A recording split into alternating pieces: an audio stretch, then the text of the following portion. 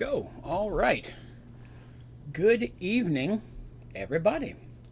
Hello, hello. Thank you very much for once again coming by to the Mergeworlds Dungeons and Dragons story stream, which we do every other Sunday afternoon. I always appreciate these nights especially. It's an important story to me, and it's fun to be able to share this with everyone. So hello, and thank you for coming by to share a bit of your weekend with me. We'll get started in a few minutes. We'll give a couple minutes for everything to kick in, and then I will do a brief recap of what happened last time, and we will move forward. Let's see. Let me get this in here.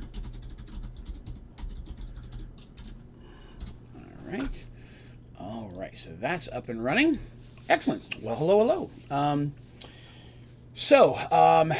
As always, Mergeworlds. I'm pretty excited about this evening. There's a good chance that we may reach the end of a chapter this evening. The story itself, in my mind, is broken into chapters and sections. There's still so much left to go. Hello, Mystique. Hey, and Beast. Welcome.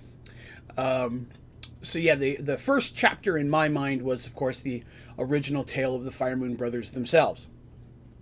That was kind of chapter 1. Chapter 2 was the group of 8 heroes questing to find the magical weapons, and that chapter ended in the Flying Citadel in the Valley of Sacrifice. And then this chapter 3 is where the smaller group of heroes is trying to find all the Vasani crystals to once again get those annoying weapons back under control. So I have a feeling there's a good chance, depending on how long I ramble, I guess, that we may hit the end of chapter 3 today. So I'm pretty excited about that. For those of you, I always like to do a little bit of a brief recap. Last episode, we finished off with our indomitable heroes. Were out questing for more gems, and they went and found a... I think it's where they opened up the realm gates. That's where they got the key that allows them to go from one realm gate to another, which are, again, portals that exist throughout the world at this point that no one knows how, who, or why they were made. They are basically indestructible, made of strange materials. And if you can get a hold of a key, you can use these gates to teleport from one location to another, open up a portal from one location to another. That instantaneously moves you from one location to another. Using this, they were given their key by Zoltan, the Gray Man, also known as demigod, who kind of put them on this path to begin with. Thorn in their side, but kind of the guy who keeps it all going. They used their key to go to a swamplands where they found a, I guess you could say, flooded. This would be a good word to use it. Old castle of Arabian style, and inside they fought after fighting their way through to the top, they fought themselves a water djinn, like a water genie. Upon defeating it, the genie did not grant wishes, but it gave them 3 pieces of information that they needed. Basically answered 3 questions. One of their questions was about Michael and his status. Was he alive? Would they see him again? One question they found out is that there ended up being there was one more stone than they were led to believe existed. And they were given kind of directions of where to go to the next stone. So they got a hold of that. And then they also got themselves a flying carpet, which I can tell you while DMing the story from this point on, really drastically changed how I wrote the story, because flying carpet is incredibly convenient to move plot and story along at times, but it's also very inconvenient when you're trying to make challenges that the flying carpet negates. So if you're ever DMing a story and you're going to give out a flying carpet, I warn thee now, a flying carpet can be a bigger thorn in your side than you can expect. But it happened.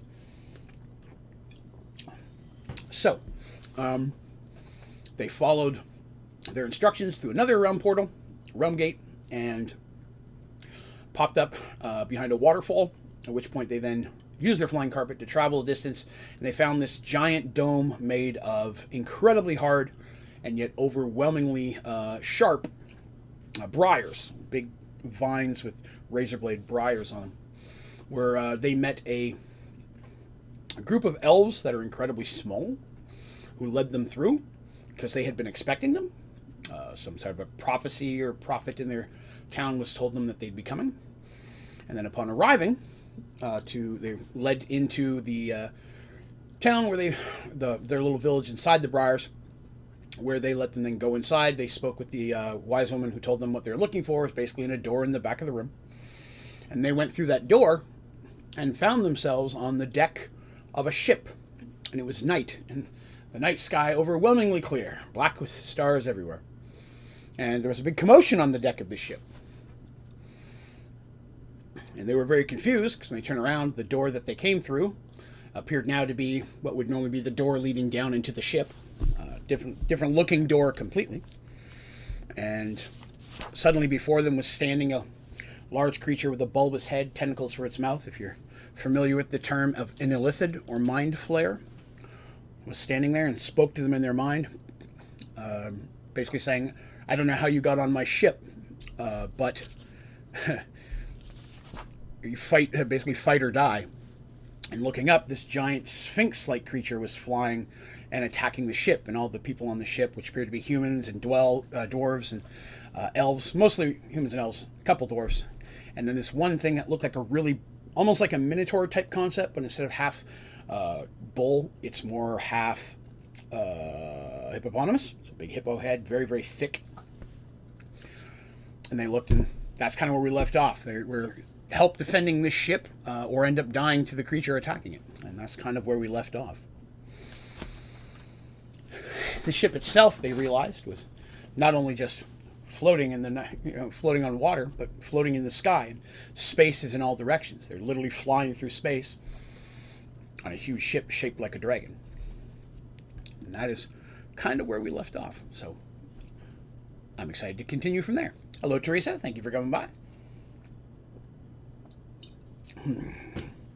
All right. Okay. So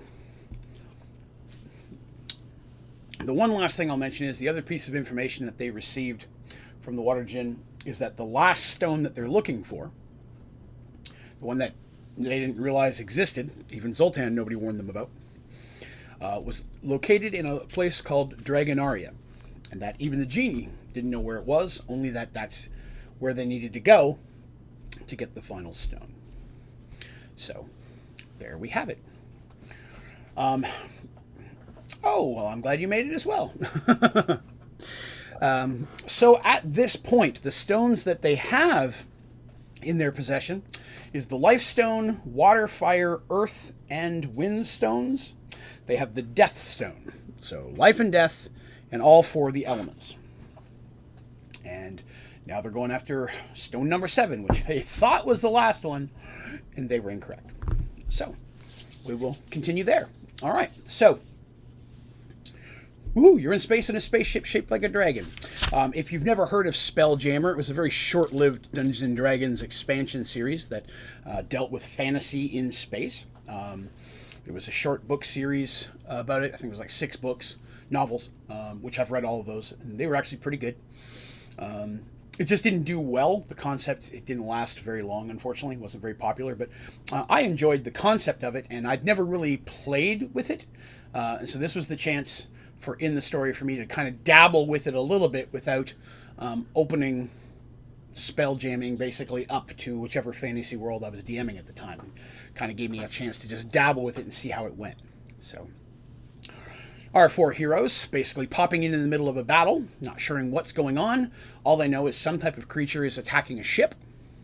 And while normally they would be wary of a mind flayer or lithid, the crew appears to be mostly humans, elves, and some dwarves, other than that big hippo thing. So they're like, okay, well, immediately they've got to make a decision. Who do we help? Well, this monster's attacking a ship of what would consider normally to be decent races. Races that aren't known or prone to evil, especially the elves definitely help in that regard. And they don't know exactly what's going on, but, big monster attacking people, that's what they do. They hop in and they help. So they decide to do so and quickly enter into battle. Already the battle had been underway for a while, and so there were already people on the ship who had taken damage and serious injuries from the what's called an Astral Sphinx. Artemis immediately stepping in to do her best to try to heal and save the lives of those that she can, while still keeping an eye on her companions. With the Sphinx flying around, and the ship has ballista and several what you'd consider your normal ranged attacked things on the ships, but it leaves Darsh and Mercy a little ill-equipped. Unless the thing happens to just fly down where they are and where they can smack them with their weapons, they are a little bit out of bounds there. They don't have a lot that they can use to hit them. Dandy has her daggers, but she only has so many, and the last thing Dandy wants to do is start whipping magical daggers off of a ship to watch them float off into space or whatever the case may be. So quickly they see that there are a large amount of javelins and spears that the ship's folks are using, the regular crew.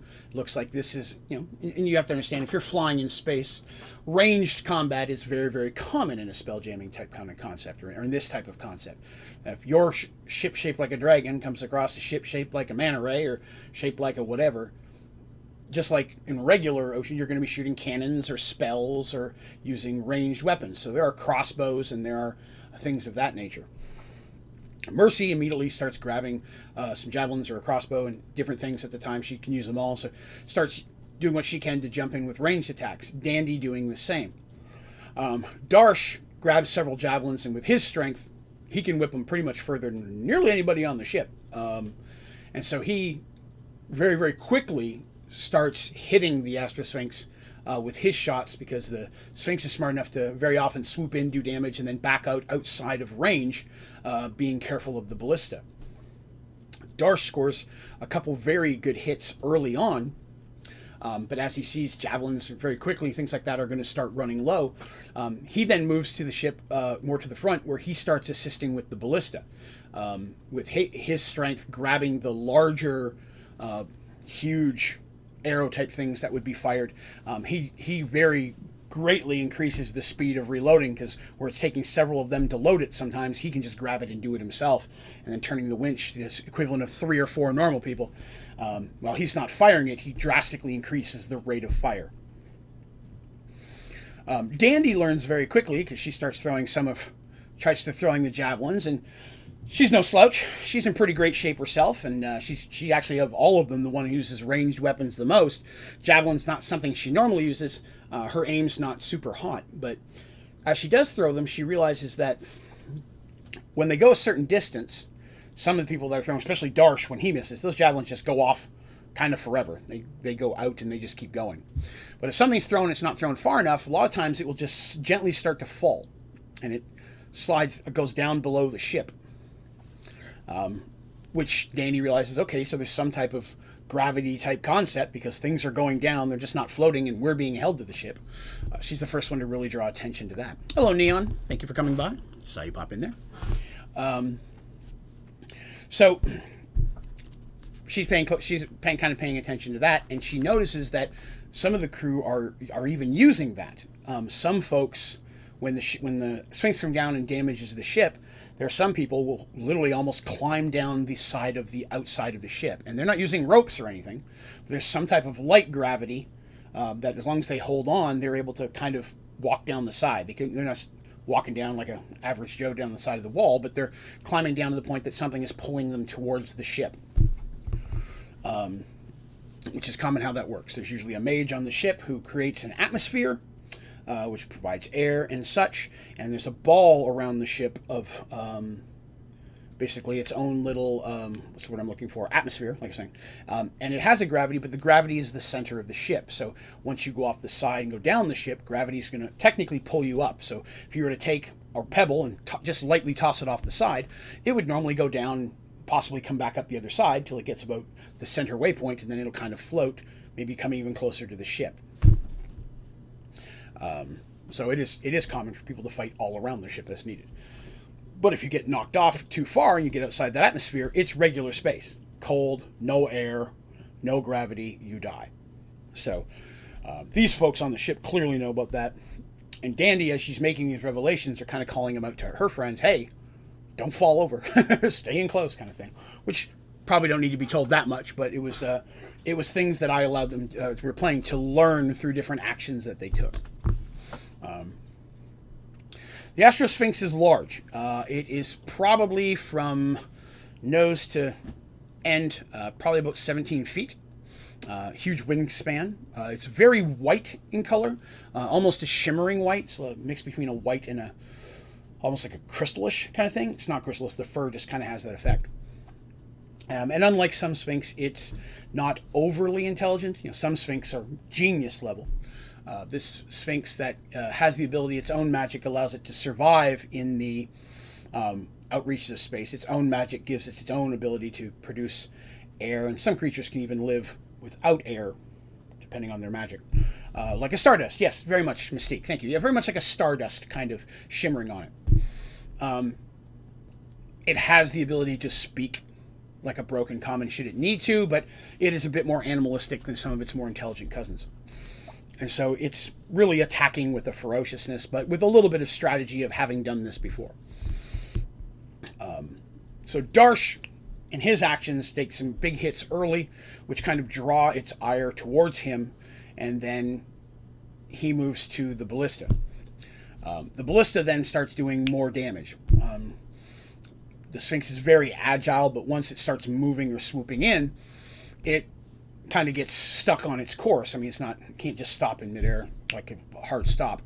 And so the ballista scores a couple big hits, which again, at this point, the Sphinx realizes every time it's getting hurt, it's seeing Darsh happens to be where that's coming from. So it then starts focusing where Darsh is. This enables Darsh to cease loading the ballista and draw his own weapons. And as the Sphinx comes in and crashes to the side of the ship, its claws on its feet literally digging into the side of the ship while it's on the side where it's kind of hanging over the deck and attacking with the claws and bite. Mercy rushing in at that point, drawing her own Morning Star, starts smacking away on that. Let's see, I'm trying to remember what. And if you'll remember, Mercy got in the last adventure, she had got a magical item that was a ring that she wears that she also puts on her Morning Star. Does everyone? I want to make sure I did talk about that. Everyone remember the magical item that she got that she could attach to her Morning Star? I'm pretty sure I talked about it, but I'll give you a second for the delay. She got her Morning Star. She's jumping in and doing damage as well. Yes, okay, good. So she has the ring, and with her Morning Star, she can basically summon her Morning Star to her hand from anywhere. At this point, the belief was anywhere in the world. Now, will it go from planet to planet, like spell jamming would imply? That's a little bit beyond what she knows. But luckily, in this situation, at one point, the Sphinx does disarm her. He managed to hit her, send her flying, and her Morning Star goes floating off the side of the ship. Instantaneously, she just summons it to her hand and pop, it appears again. It's not like Thor. It doesn't come flying through the air into her hand. It literally just will reappear in her hand. And then she's able to jump right back into combat. It's the first time she really got to use that after getting it, and very quickly realized how helpful that was going to be for her. Not that she loses her weapon more than anyone else.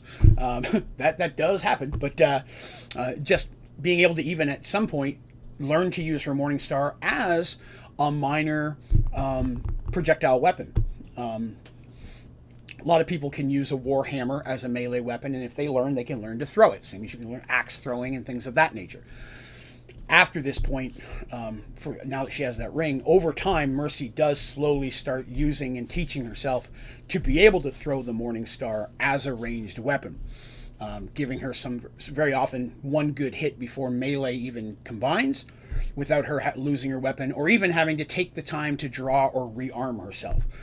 So that helps her out in many battle situations moving forward. With the crew also attacking, firing and such, once the Sphinx latched onto the ship and really entered into melee range, only a certain amount of crewmen can get close enough to fight it. And Darsh and Mercy in there wailing, some of them are kind of standing back because they're really doing well. The only thing that really jumps in there with them is that big hippo-type creature I was talking about. And again, this thing stands as tall, if not taller, than Darsh. An incredibly thick, dense body, very thick legs, and as it walks on the deck creaks. It's heavy. It's way heavier than Darsh is. But its head is that of a hippo, even though it's got regular, what you say, hands and feet. It's tall but stocky. And it rushes in, and it has some type of, I guess you'd call it like a flintlock pistol, something your old pirates and such would have. And it had been loading and firing it, and it was relatively slow. And he gets in close and fires it once good at the Sphinx, and then drops it. And then he himself draws a large hammer, and he starts going to town on that. The type of creature that this is called a GIF, and it's a hippo combo. And it's a very cool creature that I always wanted to play myself that I never had the opportunity to. So I just did not have a chance to kind of put that together. But it's a cool creature that I like. So the battle rages on. Eventually, the creature's starting to take more damage than it's giving, and the Sphinx realizes, okay, this isn't going to work. I need to back off. And the Sphinx literally does that. It unlatches from the ship. The crew and such continue to fire at it because they don't want to, leave it out there to attack them again later. But the Sphinx does manage to break off and get away before enough damage is done to it to kill it. It flies out of range, and then very weakly and limply, because it did take some damage to a wing, they fly not just from regular flapping, but from magic as well. So it slows them down, but having a damaged wing is not going to keep them from flying in space. It just kind of gets off and starts to float off and fly off in another direction relatively quickly. Once it's ascertained that this is in fact fleeing, a cry comes up from the ship. Everybody cheers, like, "Oh, we survived that! Holy hell!" And people start immediately starting to deal with some of the damage. There's some damage to some sails and things of that nature. And everybody's just kind of going there. And people are, some people are clapping Mercy and Darsh on the back, and they even seem very excited about Dandy. In fact, oddly enough, Dandy notices this very quickly. They treat Dandy just as well as they treat everyone else. Dandy doesn't get that often from strangers. Most strangers or people who see a Kender know you get too close to a Kender, half the stuff in your pockets can go missing, and that they'll cause more trouble sometimes than they're worth. But to everyone here on the ship, they're just treating them as normal. And Dandy's like, "Hey, that's pretty cool. That's nice. All right." And the reason for that is none of these people had ever seen a Kender before. No idea what a Kender was. And to them, it just looks like a small elf. They think nothing of it. These are a group of people that travel from world to world at times, so they get to see a larger range of creatures and people than the average person would. So seeing someone who jumped in and was incredibly helpful, looks like a little elf to them, that's probably just like some type of little elf. Yay. It's not long as people are starting to get back to repairs and getting back to doing what they're doing, and starting to stow away weapons and gathering what they can that are literally floating off the sides of the ship at this point. When the Illithid comes up to the characters, and they've been waiting on that. They've been watching it because, again, anyone with a knowledge of Illithid know that inherently, normally, they are an evil race. Not only do they have the ability to telepathy, to speak to you through your mind control, and then just eating your brains in general is kind of a thing of them. Not zombie-like, but, the tentacles and going in your face and feeding up in your eyes and then sucking in your brain. There's some of that going on with normally, but this one is hanging out with a bunch of humans, elves, and creatures that don't look like they've been eaten. So that's a point up, and it's in his. He comes up and immediately, of course, thanks them for their help. I mean, clearly anyone on the ship could see that they made a huge difference in that battle. Again, especially Darsh. He introduces himself. His name is Kayasa. And he also introduces his first mate, Dupus, which there's a reason for that. But Dupus, which is the GIF that was there. And that's the hippo creature. It's his first mate.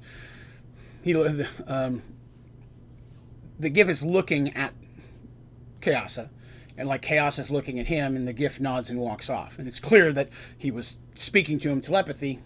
That's how Chaos talks all the time. He doesn't talk through his mouth. It's always in the mind, but he can enforce focus to specific people. So he could be standing right next to you talking to the person beside you, and you won't hear that conversation unless he wants you to.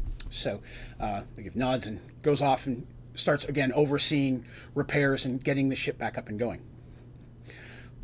Chaos asks, while I appreciate all your help, I have to ask, out here in the middle of nowhere, how did you get aboard my ship?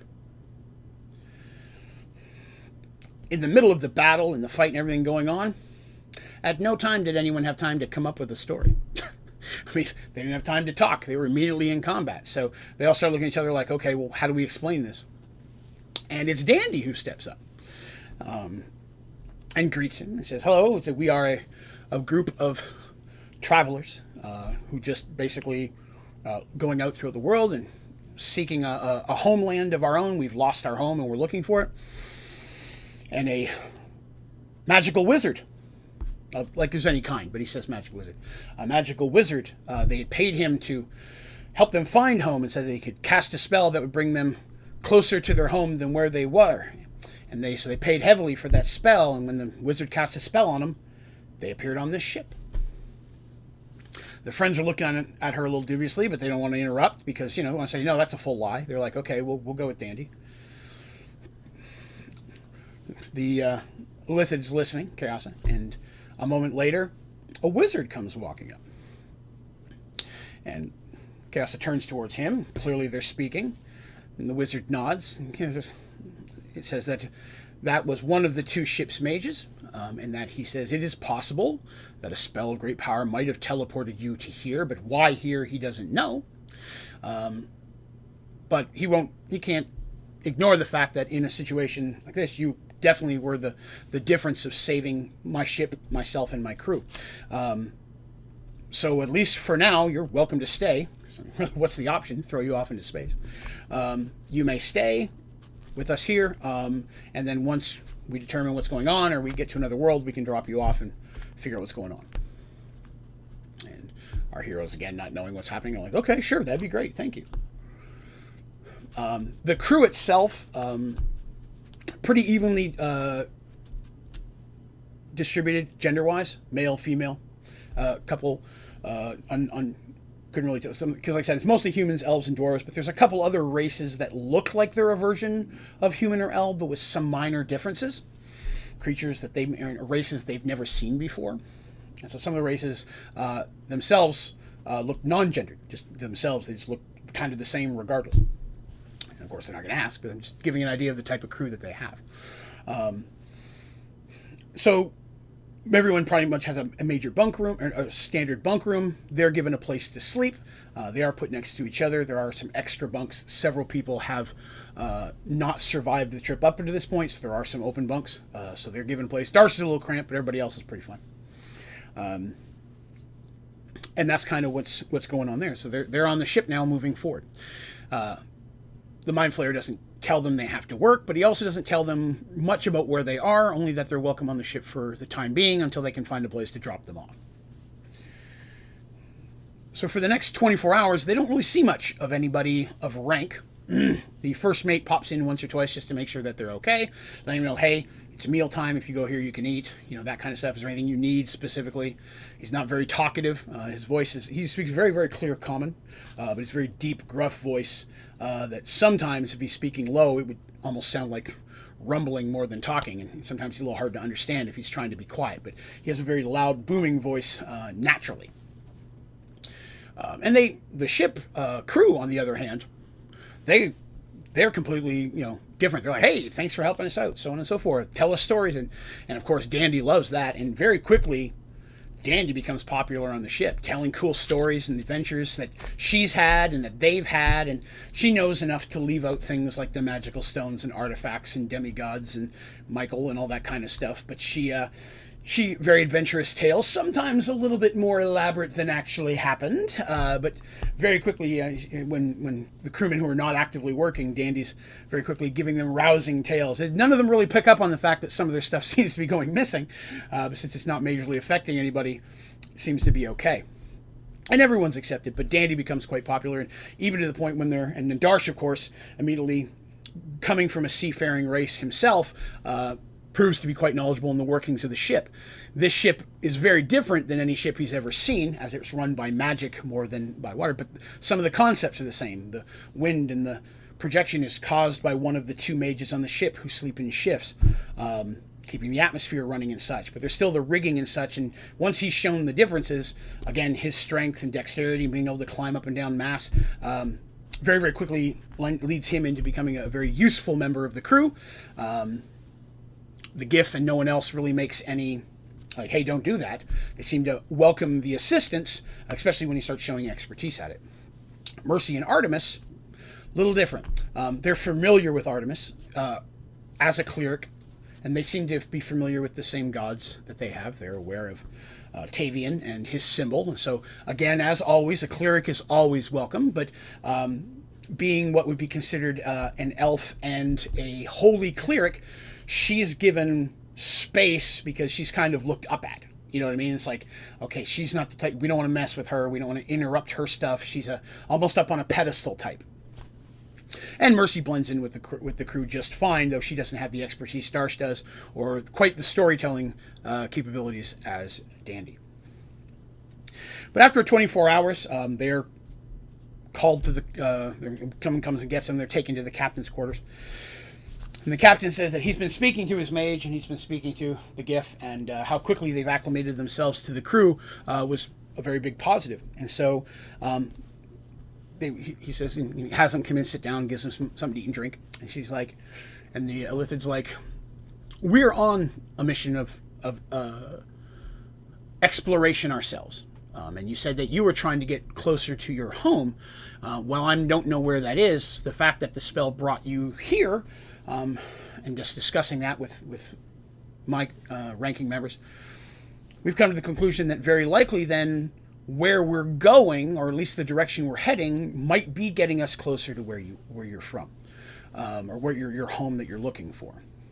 And oddly enough, at no time does anyone on the ship ever ask them the name of their home, what's it look like, what's their world from, what is it they're looking for. It's just kind of taken for granted that they're looking for a home, which is somewhere. The characters realized this. And while none of it looked shady, it was just kind of odd that no one asked, okay, well, what is it you're looking for? It just seemed like, okay, cool, you're looking for home. We'll help. Not in a negative or a dangerous or scary kind of way, but in an odd, you'd think that would pop up in the conversation. But, they're being very wary because, again, it is an Illithid. And in the back of their mind, they're like, well, everybody's friendly and nice, but what if they turn on us? So they were very careful the whole time they were here. But Chaosa says that he is a scholar, and this is a ship, and he's exploring for knowledge, and he's spent most of his life seeking out the center. And from his research across the worlds that he's traveled and the great libraries that he's visited and all of his research, the center is the birthplace, the first location, the center of the universe, the spot where the gods came together to create this existence. And at the center, literally at the center, supposedly once there, in this location would be found the secrets of the universe, or extreme knowledge and wealth that this center would really lead anyone who can find it to. And as well, it was also the birthplace of the first race, that race that was first created by the gods upon the creation of the existence. What that first race is, he says there's a lot of disagreement among scholars. Most races seem to think that their race was the first race, egotistical things. Many believe that potentially dragons were the first race, being the longest lived and some of the most ancient creatures on many of the worlds that he's come across. And he leans potentially a bit more towards that as well. But he said it's also a talk of maybe there was even a race that eventually broke up and became the different humanoid races that are seeded throughout the universe. This first race may have been an original race, which is kind of a combination or merging of many of them that over time split up to become the races that we now know. And he says, this is where we're questing. You said you were on not only a quest to find a way home, but a quest for knowledge as well. So I invite you to join along as members of this crew. He basically says, this is what we're paying people we will offer you the same rate. If we find wealth or treasure at wherever, you will get your percentage share as a regular crew member does. Not as big a share as the mages and the first mate and the captain get, but a regular section of the crew, their percentage. Now, our heroes don't have a lot of options here. They don't have to think about it a lot. They're like, yes, of course. They don't know why they're here or why they're brought to the ship. But again, much like them, they've talked about it, and they're like, we're clearly here for a reason. We're here looking for a stone. Maybe this ship is going to a stone, or maybe someone here has it. And that's something they've been watching for, especially with the wizards and the Illithid, Chaosa, just to see if anyone has a merged stone somewhere merged to them or on a piece of item. And they keep watching, but they haven't found any signs of the stone on the ship. But their thoughts are either the stone is on the ship or something where the ship is going, maybe where the stone is. So they're like, okay, we got to buy time anyways. Sure, we will join up as part of this. And they're given a lot of information about his research and some of the history of his ship and his crew. And I'm not going to go into a lot of that because a lot of that I don't have written down. But he does go into a lot of his history and the research he has come up to this point, which is I was very proud of at the time. But yeah, so they're invited in and they become a part of the ship. They're basically given basic duties. Darsh, of course, with his strength and such, is he's basically asked to, or told to do some of the things that are a bit more physically strenuous, but Darsh actually enjoys it. In fact, across many of their adventures, whenever they end up on a ship, Darsh very quickly seems to acclimate into helping with the crew. He spent most of his early life growing up on his one of his father's ships, because his father had a merchant fleet. And that's one of his happiest times is when he's on a ship. He enjoys working in the actions of working on a ship. And while there's no ocean spray here, it's still close enough that he's having a good time. So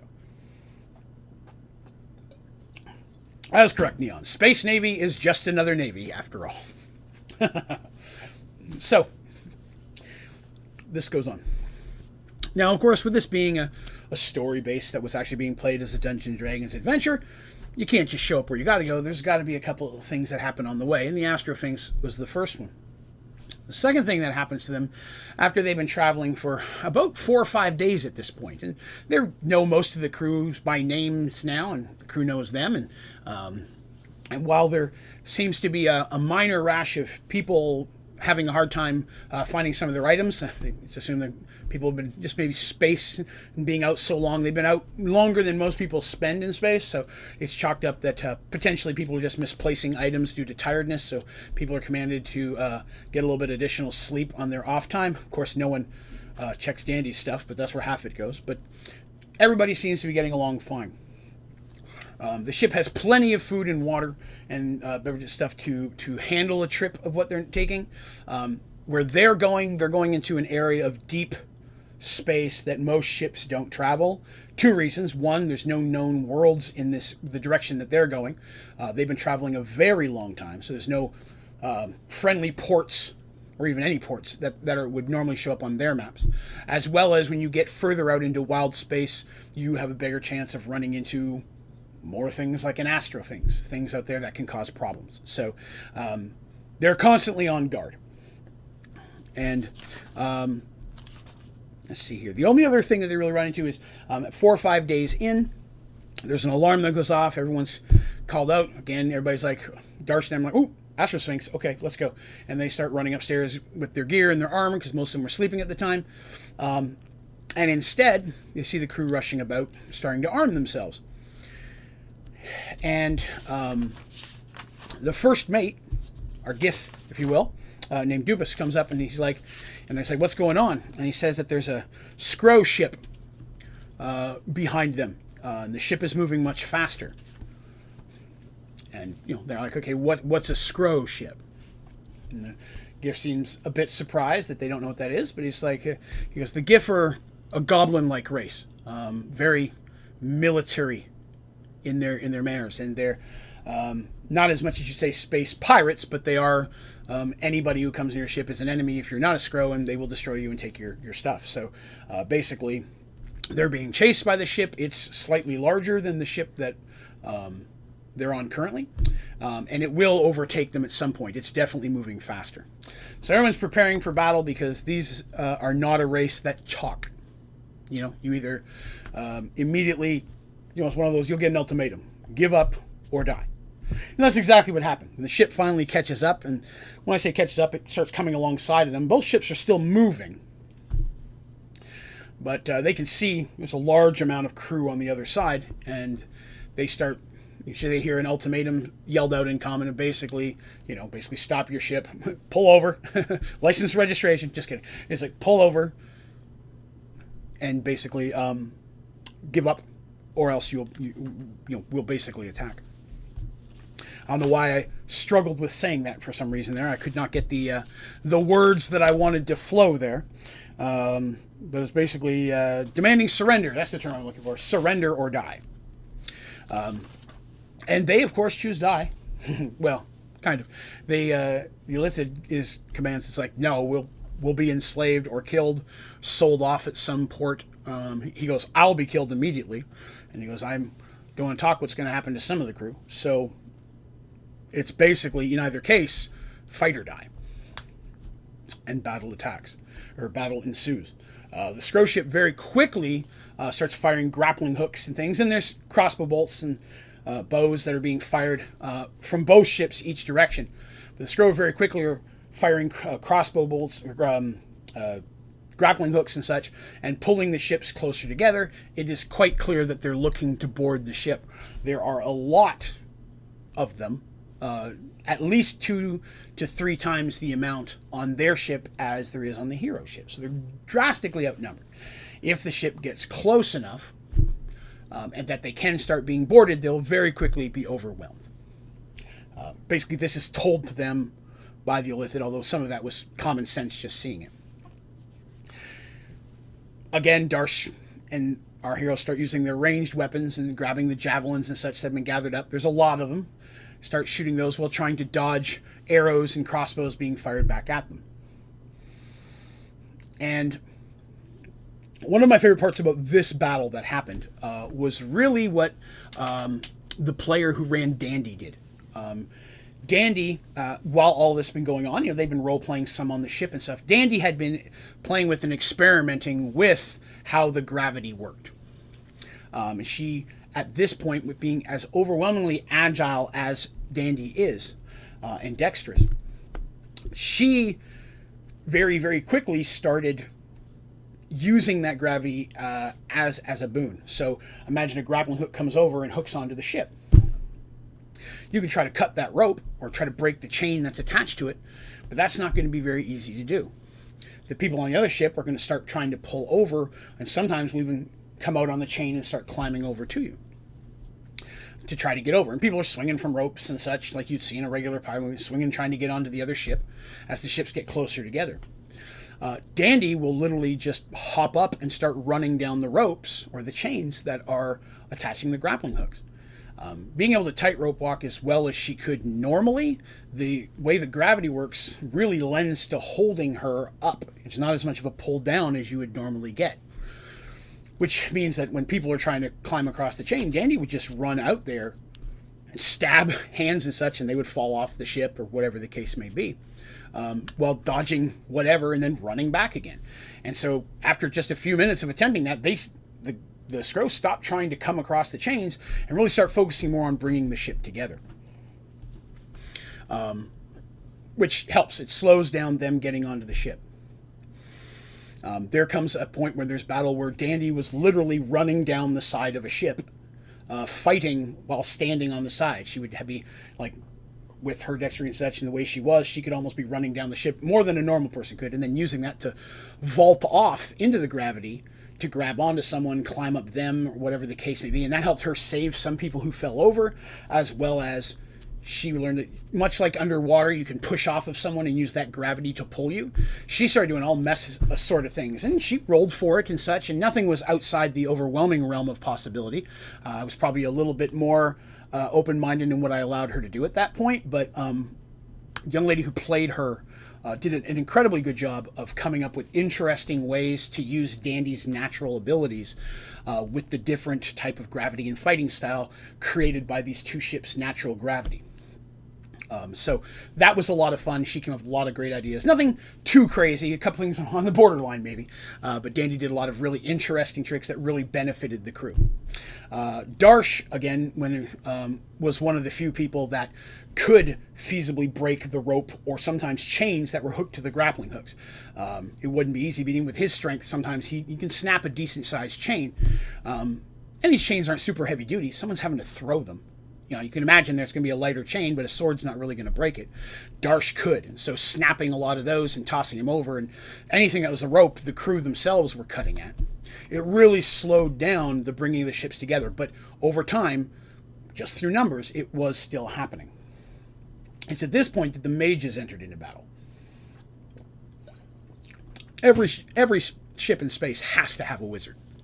Normally, you have to have at least two, because they have to sleep in shifts, because someone has to constantly be maintaining the atmosphere of the ship, as well as providing the movement, the wind. There's a lot of stuff involved with it. So they're no slouches. They're pretty powerful themselves. So while all this is going on, each ship's going to have a mage controlling the ship, focused on that. Any additional mages would be jumping into regular battle. And most of the ships that you find are going to be made out of traditional ship materials, woods, cloth sails, things of that nature. So very quickly, fire jumps into play, and fire starts being shot from each side of the ship. And also in the bows and crossbows and things, there's some lit torches and Molotovs, things that are being thrown and hurled to try to catch the opposite boats on fire, while at the same time your crew is trying to keep your ship from catching on fire. Kind of became almost like a little mini game, because that is a lot of what Mercy and Artemis were doing during this time, was to stop the spread of the fire on the ship and to assist, while Artemis was also trying to heal when healing needed done. But it was Darsh and Dupas who were doing a lot of the right up front damage. Dupas was his little pistol only fires 1 or 2 and it's slow to reload, but he's pretty dead eye with it.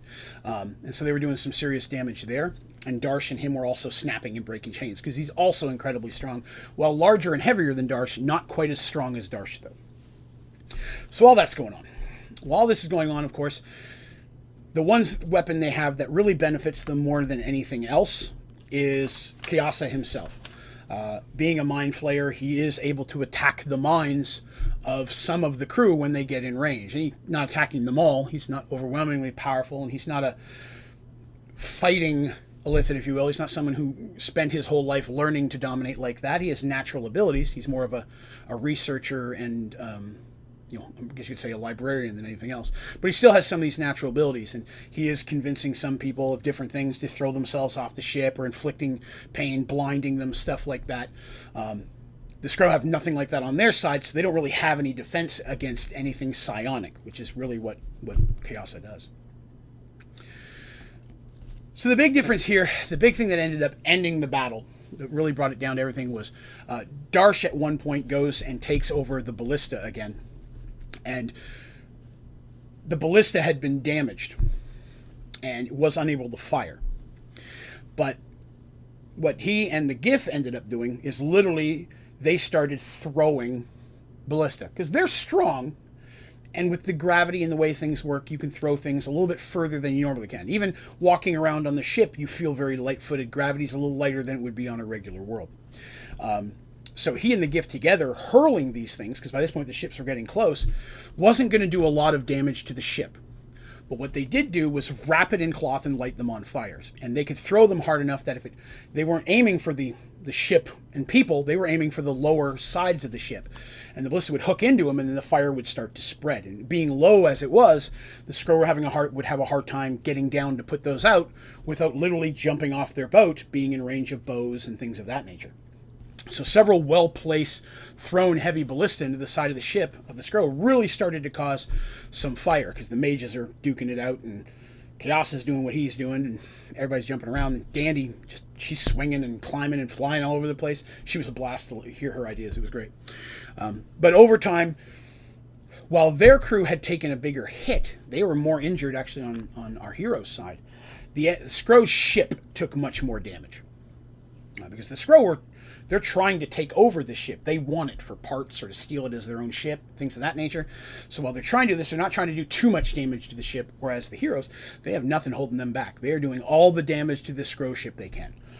And much like with the fight with the Sphinx, it gets to a point where the Skrull realize, okay, if we stay here much longer, we're going to lose, and they have to basically break off their own attack. This is good and bad. It's good because, of course, that means Chaos' ship is no longer under attack, but it still leaves a Skrull ship out there. And so, as the Skrull ship starts to, it's going off in its direction, floating off, Chaos says that they're going to basically do something, the wizards are going to do something to try to hide their trail, but it does mean that they're going to have to go immobile for a while. And so they basically fly for several hours until they come to basically we call your asteroid type kind of thing, a little field of rocks that are floating through. And they just go in a short ways, but then they basically go dark. And going dark, kind of the concept of a submarine. It's when you turn off everything that's not required. It minimizes the gravity. It minimizes there's no more air blowing you around. You're bringing life support down to a very minimal. It makes your ship much harder to detect. Much like it would with a submarine in our world. It's also, while one wizard is maintaining that just enough for basically everyone to stay alive, and people aren't moving. Life support's low. Breathing becomes difficult. Everyone is kind of sitting or sleeping, and very little movement. One wizard is using spells to cloak the ship, while the other one is keeping it basically running, which is a big strain on them because they're both running at the same time. Eventually, somebody has to sleep.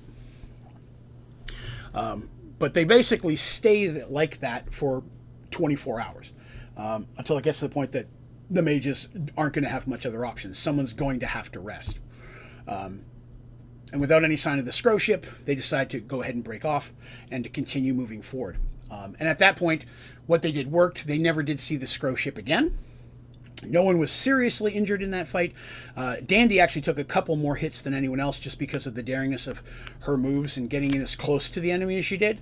But even after that, with what everybody was doing, Dandy was kind of hailed as the hero of that battle because a lot of her really interesting ideas really bought them a lot of time to do damage to the enemy's ship. So it was very, very cool. It was a good time to see Dandy really jump up and, a lot of times no one's going to listen to a Kender because it's a Kender. Why would you do that? But in this situation, there was no bias towards her. So when she was jumping up, she's like, okay, I'm going to do this. Somebody grab this rope and swing me this direction. They're like, yeah, okay. And they believed her, and what she did worked. And it could be believed that Dandy would have had an effect on space battles for years to come. We'll see. So yeah, that happened. So interesting. I enjoyed that. It went well. 9 more days pass. And during that time, there is some discussion of, do we continue? We know the direction they're going. We don't know exactly how far they're going to find this place. All their research is basically still very vague. Chaos believes he knows the location, and with what they've been using, again, they're in an area that's very uncharted, and with everything going on, they may be somewhat off course. So there's some concern, hey, at what point do we not have enough supplies to get home? They've not found any suitable worlds worth landing on. Some, what you find, your gas planets and things, stuff that you can't really land to get any supplies. Nothing that would be considered a friendly port. So at some point, while they do have magic and such to kind of duplicate and make their supplies last by cutting back on rations, there is a point where you've got to decide, do I keep going forward or do we go home? And that decision is going to have to be made very, very soon. Because they're about to hit that point where if they don't turn around, they're not going to have enough supplies to get back to the closest world that they know of, at least from where they are now. They continue on for like I said, several days. So as they've been traveling over these last few days, the one thing that really, really makes Chaos feel that they're going in the right direction is one thing that everyone is noticing is that you're seeing less and less stars. So again, imagine you have an unobstructed view of space, right? No clouds, no atmosphere, stars everywhere. Beautiful clear sky. If you've ever used a telescope or just been in an area away from a city where there's no lighting, you can see how many stars there are really out there on a good night. Well, it's always like that on the ship. There's nothing inhibiting their vision. But as they're traveling, it literally seems like this distance between stars is becoming bigger and there's less and less stars visible. And that sounds odd, and we know with what our science, that you're seeing light from however many thousand years ago is finally even reaching you from that star. But even just moving around our world, stars are how they navigate there as well. There just seems to be more room between them. The stars are getting less and less. This is a magical universe after all, so these things happen. And as they're moving, the sky, while black space, takes on a slightly more lighter hue. And that's noticed as well. It goes from just the blackness of a black sky to a black, but with a light, almost like a little bit of a light behind it, if you will. Imagine a classic kids thing of a box. You put paper over it, you poke some holes in it with light behind it, right? But you're using a blue sheet instead of a black sheet. You're getting the light from the stars through, but it's got a bit more of a bluish tinge to the sky, even though there's the fewer stars that they're seeing. They haven't seen a planet in a while, or anything they consider a planet. So as they're moving forward, eventually a call comes out. They're sleeping, because all the best stuff happens when you're sleeping. Everybody comes up to the ship, and Kayasa is there, and everyone's kind of rushing to the ships to look ahead. And looking around sometime throughout the night while they're sleeping, the sky is almost empty of stars at this point, and it's an even bluer space than normal, than what they'd seen up to this point. But ahead of them is almost what appears to be a star. So a star, of course, is really a sun. We all know this. But what's in front of them has the light of a star, but it doesn't give off, it doesn't heat and flames. They're not feeling hotter as they're getting closer to it. But they're heading straight for it, and it's definitely getting larger very, very quickly. Second in command, or first mate, basically is like, do we turn, Captain? Do we go around it? And Chaos is like, no, this matches what we're looking for. We must continue to move towards it. And the crew's like, okay, well, we're moving towards a star. We walk into a star, we're going to burn up. We know how suns work. The captain again points out, you feel no heat. Nothing. They are starting to feel a gravitational pull. They are starting to feel pulled towards the star. So the ship is actually increasing in speed. But the captain orders them to continue straight ahead, so they do. The captain assures them that this is what they were looking for, the center of the universe. Everyone else not quite so sure, but Kyasa seems pretty sure, and he's the captain, so that's what you do. Several hours go by, and I'm going to kind of read to you again a snippet of what I read to them. 7 more hours go by, and finally, as you're approaching what you thought was to be a star, in truth appears to be a very huge planet with a glowing type atmosphere. So imagine, again, an atmosphere that you could see. Imagine the atmosphere kind of has like a glass look to it, right? Not a perfectly clear glass, but a tinted glass, like a light bulb or something like that, like a hue. You can see through it, but you can see specifically where that shield or atmosphere around it is. The captain orders that the crew push through the shield. Everyone's very nervous because it looks very solid. But the ship moves through the shield quite easily, as if there's nothing there. And as soon as they go through, the air takes on a sweet smell. Not in a negative way, but a pleasant kind of a sweet smell to the air. The ship slides downward through a thick cloud bank. But once through, you're astounded by the beauty of the planet below. Large crystal blue oceans and thick forests, huge snow-capped mountains and smooth rolling hills as they're coming down, flying across the world. You fly over the beautiful landscape for about an hour, settling, and then the lookout calls out that something is ahead. Because nobody's really left. Everybody's standing there looking out, watching this, because why would you stop? And everyone's looking for the same thing. People, living creatures, and they see no animals. They see plants, trees and such, the standard type trees you'd see, except most of the trees they see are clearly huge. They've been here a very long time. A lot of very old trees, very tall, ancient. Excuse me. But ahead, finally, the lookout from above, who has the best eyes of anybody, that's why he's up there, calls out, attention ahead, and everyone looks forward and sees that in the distance, as you're drawing closer, is a massive city. Golden, and shimmering again, kind of like with like gold covered in like a diamond dust. It's very beautiful, arched buildings, sky, and I'm not talking about like our type of city. It's definitely a fantasy, classic castle type kind of city. There's no skyscrapers and such, but it's huge towers and such, glistening. And it's the first signs of any type of civilization that you've seen on this world. The captain again commands the ship to continue that distance and set down softly outside the city. They get to the city and they kind of come it around a little bit till they can see what appears to be a road type thing, entrance to a pair of large gates. And the doors of the gates are open. Still, no living creatures can be seen. No one in the city, no one walking around, no guards on the wall that surrounds the city, no one at the doors, just the open gates leading inside. The shit sounds softly, and the ground has very thick, lush grass that seems to be growing in a very, to a certain height. You know, you leave grass to grow, it'll get pretty high, but it's really just almost shin high for the average person, and seems to all grow in a very uniform height.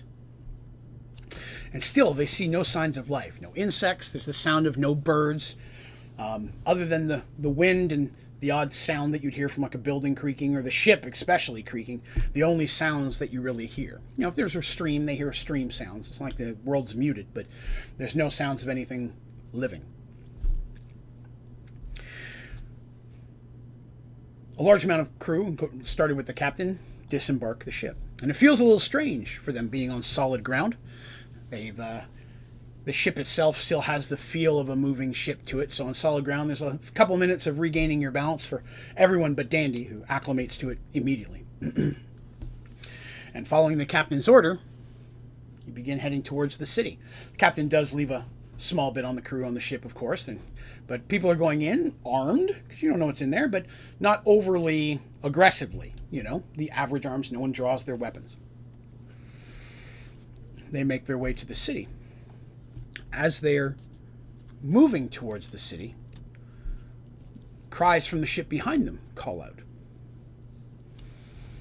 Everyone turns around to look at the ship. The ship are pointing off in a different direction. Kind of, if they were going for the ship was south, they're north, it's off to the east.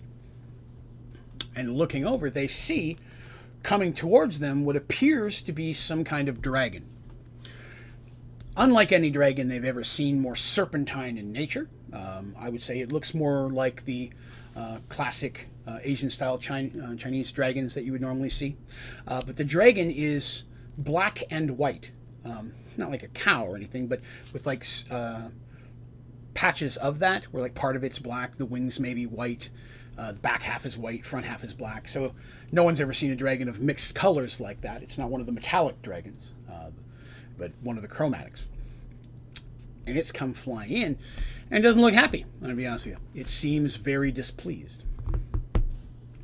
The captain yells to run to the ship, run to the city. They're closer to the city than they are getting back to the ship. And his first instinct would be run back to the ship, but his hope is to draw attention away from a ship, because that ship gets damaged, they're stuck here. So they're doing what they can to draw the dragon towards the city. And everyone rushes to the gates. And again, as they get closer, there's still no sign of life from the city. No one barring them or stopping them from entering. No one offering to help. They reach the city gates just as the dragon arrives. And the dragon very quickly comes to a stop outside the gates. And the dragon seems very angry, and it's yelling. Or growling, if you will. It's not speaking. It doesn't seem to be speaking as an intelligent dragon would. But it seems like it does not want to enter the city, or it can't. It's staying a certain distance from, and it's not going after the ship, but it's staying there angrily looking at those folks that have just entered inside the gate. Quickly looking around, they see beautiful homes, things that would be stores, shops, and everything is empty. One thing that they do notice very quickly is when it comes to most of the buildings they see, doors are larger than normal. In fact, Darsh could walk through most of these doors very comfortably. Whoever lived here was definitely not of a shorter race. They seemed to be taller in stature than the average human or elf. More of a Darsh height, which again, very, very high. But there's no one. You know, there are banners of signs or runes that they can't understand, blowing in the light breeze. There's flags up and such. Carts that probably once had fruits on them. Nothing rotten or anything, just empty carts sitting outside of a building. The doors all appear to be basically closed. And the dragon's not coming in. They're like, well, if we go out, we're going to eat my dragon. See if we can find some help here. Maybe someone is here somewhere who can help us with this dragon. Maybe the dragon's a defense system or something. And as long as we're in here, maybe it'll stay away from the ship. So the captain leaves several people to stay there, so if it does attack the ship, they can come tell him immediately. But the captain and people start to fan out a little bit. And checking the homes seem very normal, looking through windows and such, and they avoid breaking into homes at this point. Again, they don't know if anybody is here, but looking through windows or through open doors. Stores, maybe even some wares on the counter, guitar, a lyre over here, maybe even some such. Nothing they see that would be like they would want, like swords or anything like that, but just here's some rope. And this person was obviously a shoemaker. There's shoes on there, very big shoes, but shoes nonetheless. The style seems very elven-like in a lot of the architecture, but has more of a human feel when it comes to usability. Humans very often build their things to be very practical, or elves will set aside practicability for beauty, make it more artistic in nature. So it's a combination of the two. And everyone starts going out and looking around. Several hours pass. It's a huge city. And our heroes stay with the captain. The GIF takes several people out in different directions, and they break. It's a second in command, and he takes a group, but these guys stay with the captain. And they're making their way towards the center of the city, because very quickly of getting in there, over even the other buildings, you can see that there's a large tower-like castle in the center of this city. And again, you would assume that being the largest building, that might be where they find someone. So they head that direction while people are breaking out trying to find people in different directions. It takes them a while because they're not just rushing there. They're calling out as they go because they don't want to surprise anybody in the languages that are there. Darsh is even calling out in Minotaur, Elven, because they don't know anybody speaks here. Hopefully somebody speaks something. In common, in Chaos is not sensing anybody, but again, not knowing what or who lives here, he has to understand maybe he can't. Maybe the psionics are immune. There are races out there that psionics will not affect. So he's calling out psionically as well. But again, there's still no response from anyone. Finally, they arrive at this large building. And there is a moat around it, although the bridge that crosses the moat is permanent. It's clearly not. The moat is there more for aesthetics than it is for actual practical defense. But it's a blue crystal water stream. Looks really nice. It runs from some source, probably coming from the other side of the building. There's flowers that appear to be well tended or are growing naturally well tended. There's not a lot of underbrush. The city seems like everybody just did a perfect cleaning of it yesterday and then was gone. And that's really the thing. As well as everything is upkept, there's no signs of decay or ruin, of things falling apart, buildings from long periods of being empty. So it feels like someone was just here, but there's nobody. They walk across, and the gates to this castle are open as well. And they make their way inside. Chaos is very excited because some of the runes and the symbols that he sees on the banners and on the walls, he's seen before in his research. These are the things that led him to believe that this is the center. This is what he's been looking for.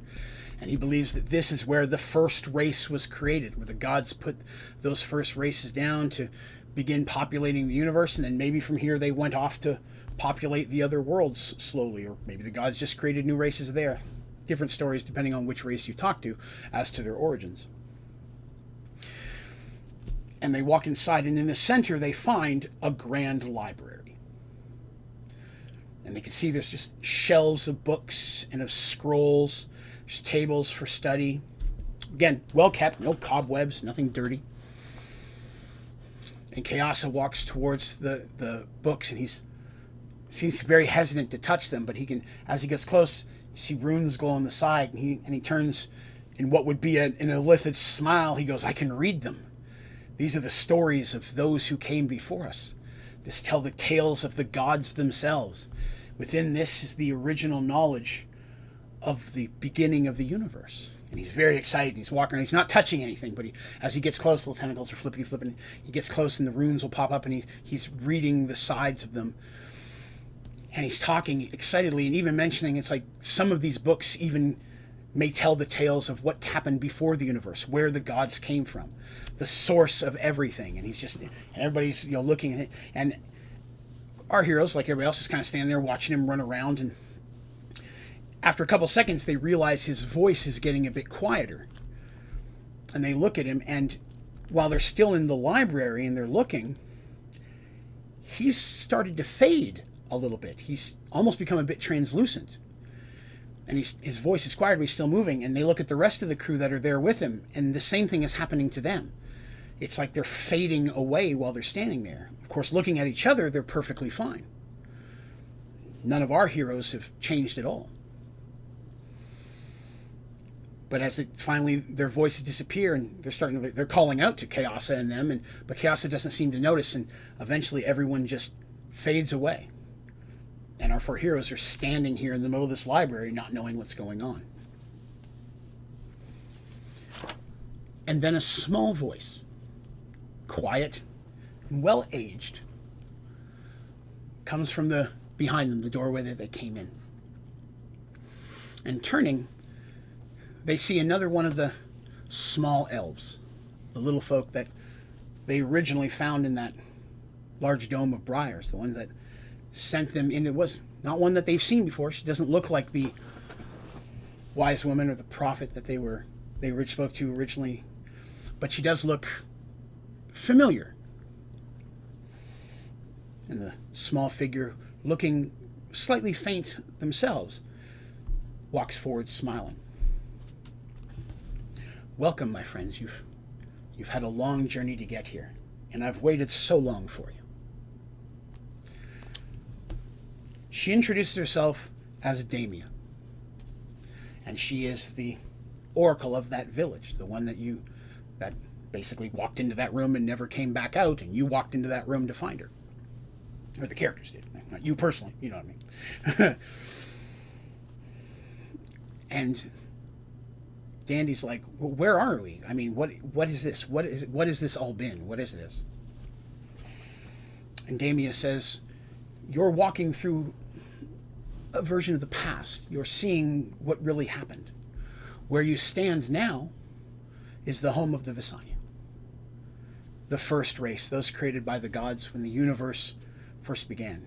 The home of the Vasani Stones, and where they were first created, using that type of power of the universe to help create the universe through the gods. The stones were created by the Vasani and assisted the gods in the jobs and the work of creating worlds and a universe and spreading magic out and change this world having one set of rules and this world having a different set of races.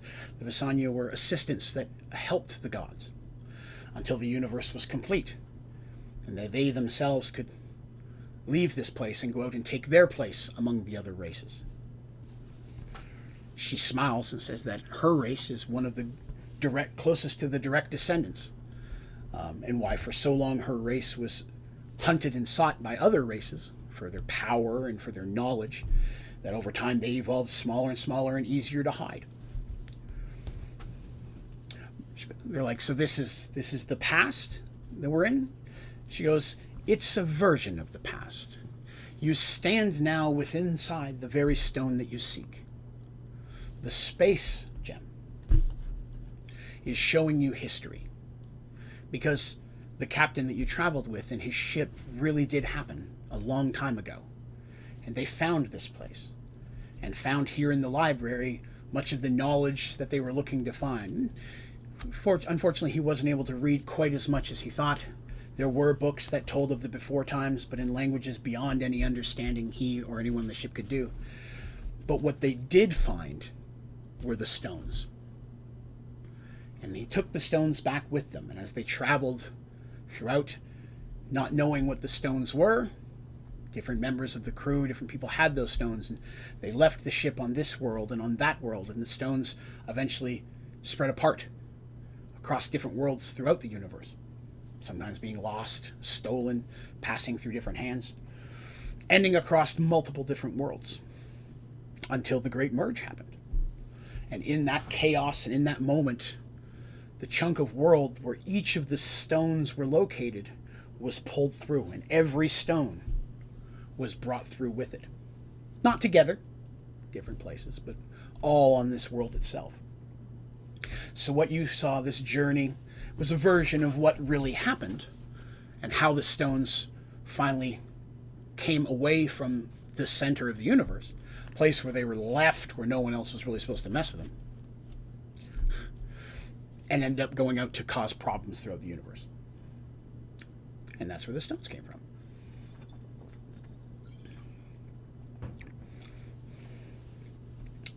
And they ask her, they're like, are you in the stone with us? And she smiles. She goes, my job was to lead you here, was to show you the past and what happened, so that way you can move forward to bring the stones together for the first time in generations. Because it's important that this happen. What you're doing, your goals, your quest, are just a tiny, tiny piece of a larger story that's going on right now. You are only a small piece of events you cannot begin to fathom. But for these to move forward, you need the stones. And she gives them a bit of knowledge they did not have before. She advises them that if any person has hold of 5 of the stones at one time, the power of those 5 stones, and they're not merged, just happen to have them, will give them the ability to unmerge a stone. So with the stones they have, if somebody was to take all 5 of them, they could unmerge the stone from Artemis's staff. They could also unmerge a stone from a person. But when doing this, there is a chance that instead of unmerging, one or more of the stones may merge to that person or item instead. They're messing with really powerful stuff here. And for D&D stats, there was a 10% chance that one other stone may merge to the item, and there was a 1% chance that all 5 or more of the stones you're holding would merge to that item as well. So that, from the Dungeons & Dragons spec side, they knew that, but it gave them a way. Okay, if something happens and we need to get her stone off her staff, or we do need to merge with the stone for whatever reason, we have enough stones, we could unmerge it again. We're not stuck in a weird battle like they had to do to save Michael from the stone that he had. Magic beyond what anyone knew, she only knows because the stone herself told her.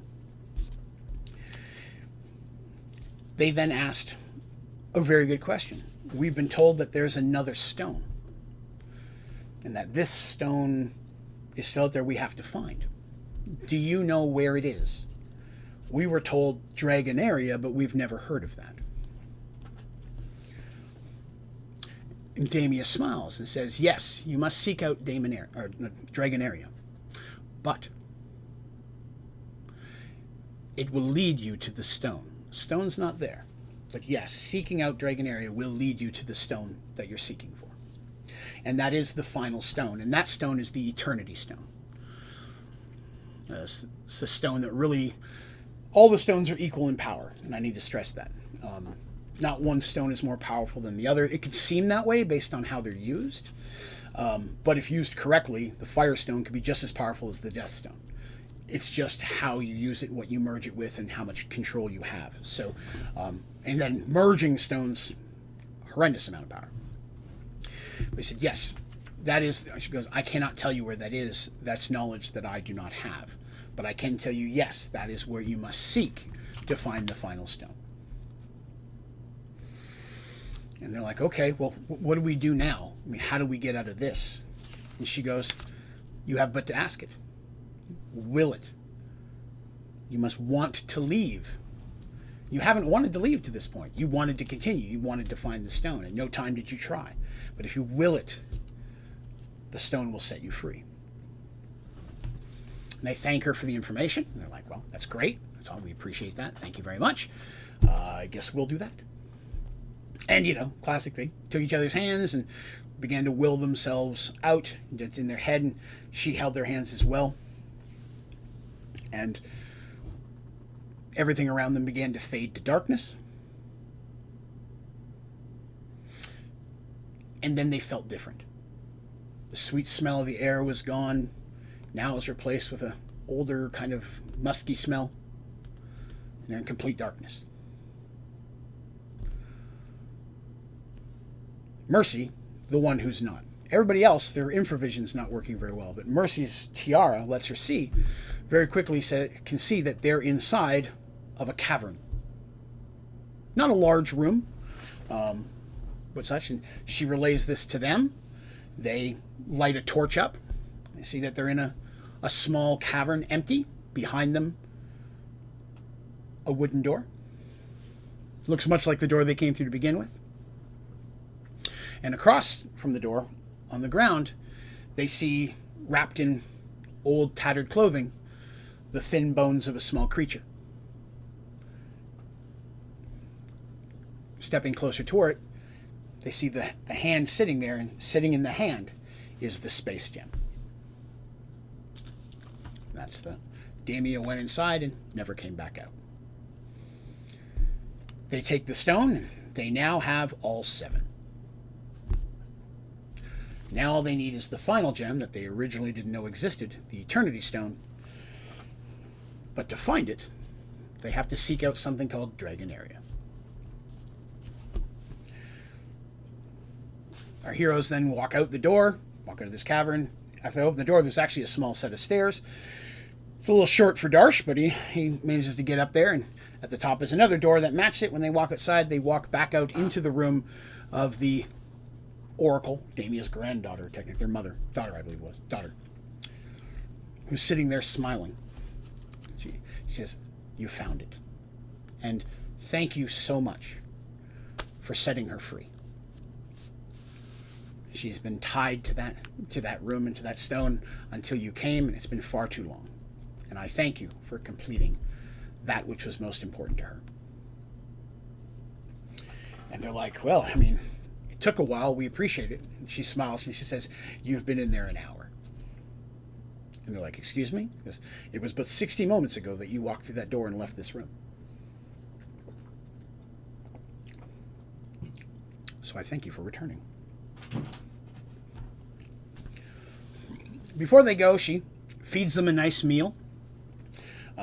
She says that she knows nothing of Dragon Area. It's not a word she's ever heard before this moment, knows nothing about it. The only thing she knows is how Damia came across the stone. She told her the story once when she was younger. Said that she had been out traveling back in the times were dangerous and she was being very careful, but her and a couple members of the tribe or the group were traveling out looking for something, whatever the case may be, hunting. And they were traveling and they came across a gorge, and they went down into the gorge chasing after some type of animal that they were trying to hunt at the time, maybe for food or for skins, whatever. And down there they found what appeared to be a human, or humanoid. They came across a person who had, it appeared, been trying to scale the gorge above and had fallen and was very seriously injured. Normally they're very cautious, but seeing the damage done to this person, they knew he was no threat, and they came up to him and to see what was going on and see what happened. And the figure was humanoid, although it had no hair. He was completely bald, no eyebrows or anything, and his skin had a bit of a golden tinge to it. Not overly, but almost like you say a good bronzing. Like maybe a tan, one of the ones that looks very metallic, spray tan. But that was his skin tone. And he was dressed in robes very monk-like in nature. And he smiles and he said, "I knew you'd come." And he's speaking directly to Damia. And Damia says, "Do you know me, friend? Can we help you?" None of them are healers. All they can do is try to make him comfortable. Weakly, he moves his hand into into a pouch hanging around his neck, and he holds it out to her, and she takes it, and she looks inside. And as soon as she looks inside, being the wise woman of the oracle of the clan, she's given a vision. And she sees that this is a stone of great power that is being entrusted to her, and that this figure was seeking her out, knowing that it had to come to her, and giving her a vision that one day others would come for that, and the importance of her role in that. And the secret of the stone and all that kind of stuff. All that flashed through her instantaneously. And when she comes out of the vision, she's laying on the ground, and the other short elf folks are kind of her side, like, are you okay? And she's like, yeah. And she sits up, and she looks, and the figure had passed away. So she buries him. They bury them. They're not rude. They put him in the ground, cover him in stones, and she, from that moment on, had that stone and been guarding it ever since, knowing that a time would come. And then one day she knew it was her time to move inside the stone. She was coming close to the end of her life. She went into that room and gave instructions to the daughter, granddaughter. That's kind of what happened with the stone. That's how she came across it. The strange monk was delivering it to her.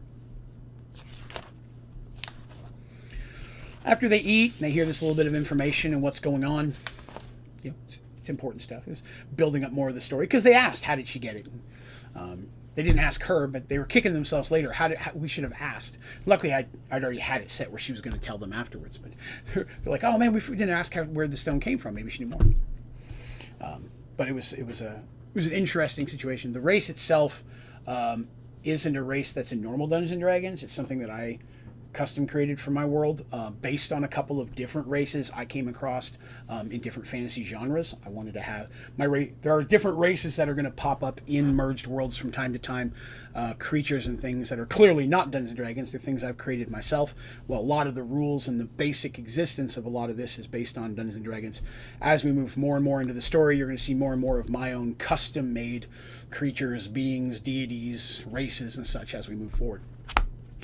Because I'm just building out this world even more as we go on. So, that being said, now that that was done, their time here is finished, and they know that they must return to Paxawal so that they can seek out the final stone. And instead of flying back through the gate and everything, they have their rings of central teleportation, and it's just the four of them. So they bid goodbye to the Oracle, and they use their rings to teleport back to their home in Paxawal. Because at this point, up until now, there has not been any range requirements that could travel them to. So far, it's a big world, but everywhere they've gone, they're able to teleport back. Got a wild mustache here, tickling my nose. So they do just that. Teleport back to Paxawal. They haven't been gone super, super long, but they did travel to the Valley of Sacrifice, and so it's still several weeks. This is actually one of their shorter jaunts, if you will. It felt much longer to them, of course, with the time that they spent inside the Space Stone. At this point, they had determined that they have 7 stones. One of them is in Artemis's staff. That leaves them with 6. Both Darsh, Mercy, Artemis, and Danny, they all carry 1 or 2 of the stones at any given time when they're out and adventuring. They don't leave them at the house. Even though Danny's got their little teleport room in the basement and their treasure room, if we all trapped out the wazoo, they don't want to leave these here and lose them again. So when they're traveling, they keep them, but they also don't keep them all on one person. They're either in the chest of holding, or if for some reason it doesn't feel like they're safe in the chest of holding, or they're splitting up, they'll break up who has the gems. Because there's the concern that while they've never really been warned of it, they had the natural fear that if somebody was carrying more than a certain amount of gems, would there be the fear that because they're slightly intelligent, would they kind of take over them and make them merge or be taken over by the stones? I never said that they would or they wouldn't, so these are precautions that they took themselves. Oh, mustache here. But that was something they did have them broken up over them. The only one that was ever really visible from time to time was the life stone on Artemis's staff, but she had taken blue ribbon and tied it around that and such, which is not blue being the color of the cleric that she was and such, matching her robes and such. It looked very decorative on the staff, but it was meant more to hide it from prying eyes unless they needed to. None of the others were merged at this point. I did want to mention again, because someone did ask, the silver streak in Artemis's hair that was caused from when she had merged with the stone, that's still there. And it's growing from the roots. At no time does that go away. It's at this point permanent in her hair. So I wanted to throw that out there. Someone had asked me that in a direct message earlier, and I did want to address that now that I've remembered that I was asked it. So okay. So back in Paxawal, here they are. Same basic things. When they arrive, it's beginning early evening. And they're like, okay, we're home. Of course, they always check the house. No one set off any of the traps. Everything is fine. Darsh goes next door to tell Molly that they're back. Maybe buy a couple pies. Maybe eat a whole pie and then bring the rest back. Darsh does his thing. You go tell him back. Well, the others check the house, make sure everything's okay, and settle down, put away the whatever, loot they have, lock it in their treasure room, whatever the case is. They prep down. They decide that they're going to rest for the evening, and that the next day they're going to go to the temple in the Wizard's Tower and explain what they found so far. Hey, we've got 7 of the 8. Now we have to find this dragon area place. Once we find that, we'll hopefully have them all. We can move forward. So they spend the night. No incidents throughout the night. Everyone's nice, enjoys sleeping in their bed. Beds are very good quality beds. Darsh's is custom made, of course, because Darsh's a big boy, and he broke the first bed he had. That actually did happen, even though I never mentioned it. At one point, he sat down in his bed and it broke. I made him roll for that. That was funny. But he had a custom bed made, and it's much, much more sturdy. So they like their little home. It's a nice little home. They really feel, at this point, much like a family. They have very brother-sister feelings towards each other. And they've become very, very close. But in the back of their mind, they all still have that same thought. One day, hopefully, I'll get to go home and see everybody. Back to where I was from. But at this time, they all have some of those thoughts. It's like, but they're going to do the same thing. They're going to go to their homes. Will I ever get to see them again? And it makes them a little sad, because they've grown very fond of each other. The next morning, they do their basic stuff, eat breakfast. Molly has delivered them some basic supplies that morning, as she normally does. She'll show up and say, "Here's I went and got you some milk and eggs and such." At the time, they basically are paying Molly to look after the house, and she keeps things okay, comes in, dusts, sweeps. She knows what areas of the house she's not to go to for her own safety. They made it quite clear there are traps in these areas. If you go in here, you'll be injured. But she makes sure that everything is okay. It gets dusted out. Sometimes they're gone for weeks, if not months on end. And then when they do return, a lot of times she'll go get basic foods from the market, because she knows there's no food in there really that's edible, and get them started till they can buy their own supplies and such. So that morning she shows up again with some eggs and milk and such, and she hops in the kitchen and is chatting along, and her and Dandy are cooking up stuff, and Darsh and Mercy and Arm are sitting at the table chatting, Darsh just drooling, smelling the eggs. And they have a good breakfast together. Molly explains there hasn't been any real exciting news. Nothing big has happened while they were gone. It's actually been one of the most peaceful times in the last several years. There's no rumblings of war from one direction or fear of the undead from another. Everything is kind of calmed down, and the city really feels like it's prospering. Thorman and Paxawal and Arduel, the 3 cities that are along that coast, Arduel being one of the first cities they went to where they met Prince, now King Christopher. Thorman's where they went and helped with the undead. Paxawal's where they are now. These 3 are all on the coast. While they've been gone, an official treaty and partnership has been signed. The 3 kingdoms are now officially allied. And basically, at this point, it's called they're known as the Southern Kingdoms, because there's just an ocean beneath them there. There's nothing past that. It's just deep, other than Cronear, which is in there. And the talks with Cronear at this point Darshan, they find out, are moving forward as well. And it is believed that it is the intention of the Emperor to ally as part of this, which of course is causing some issues in the Kingdom of Cronear, because as we know, not all Minotaurs are happy with that. Majority see it as a boon. Some of the more hardcore, I guess you call loyalist, the we're Minotaurs, we should rule the world through dominating, and everyone should be enslaved by us, and so on.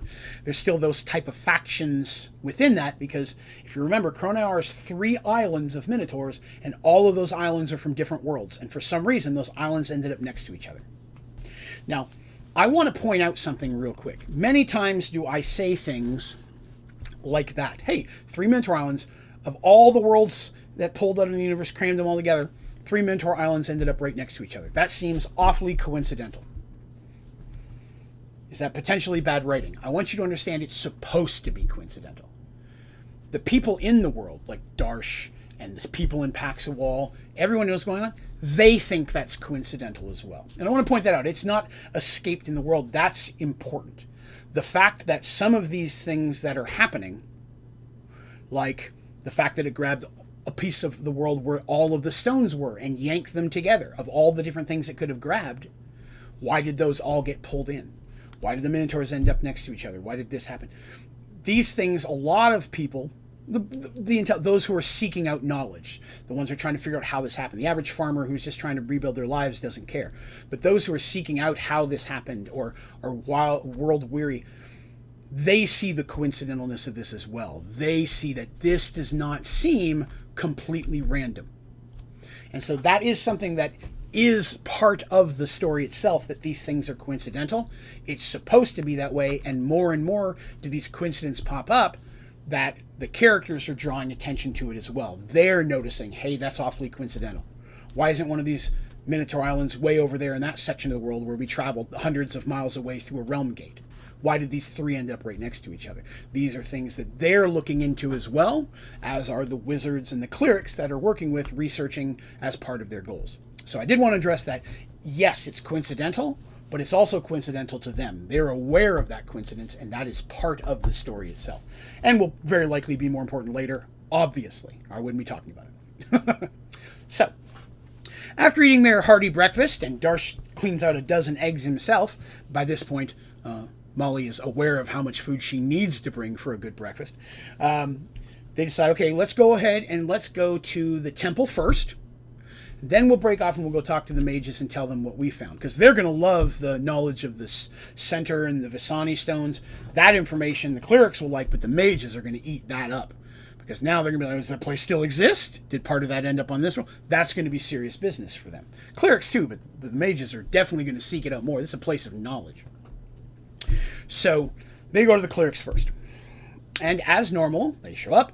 They're recognized. They're welcomed by people. And they're escorted to that waiting room. You know, Sister Mara, Brother Bart, these are very important people.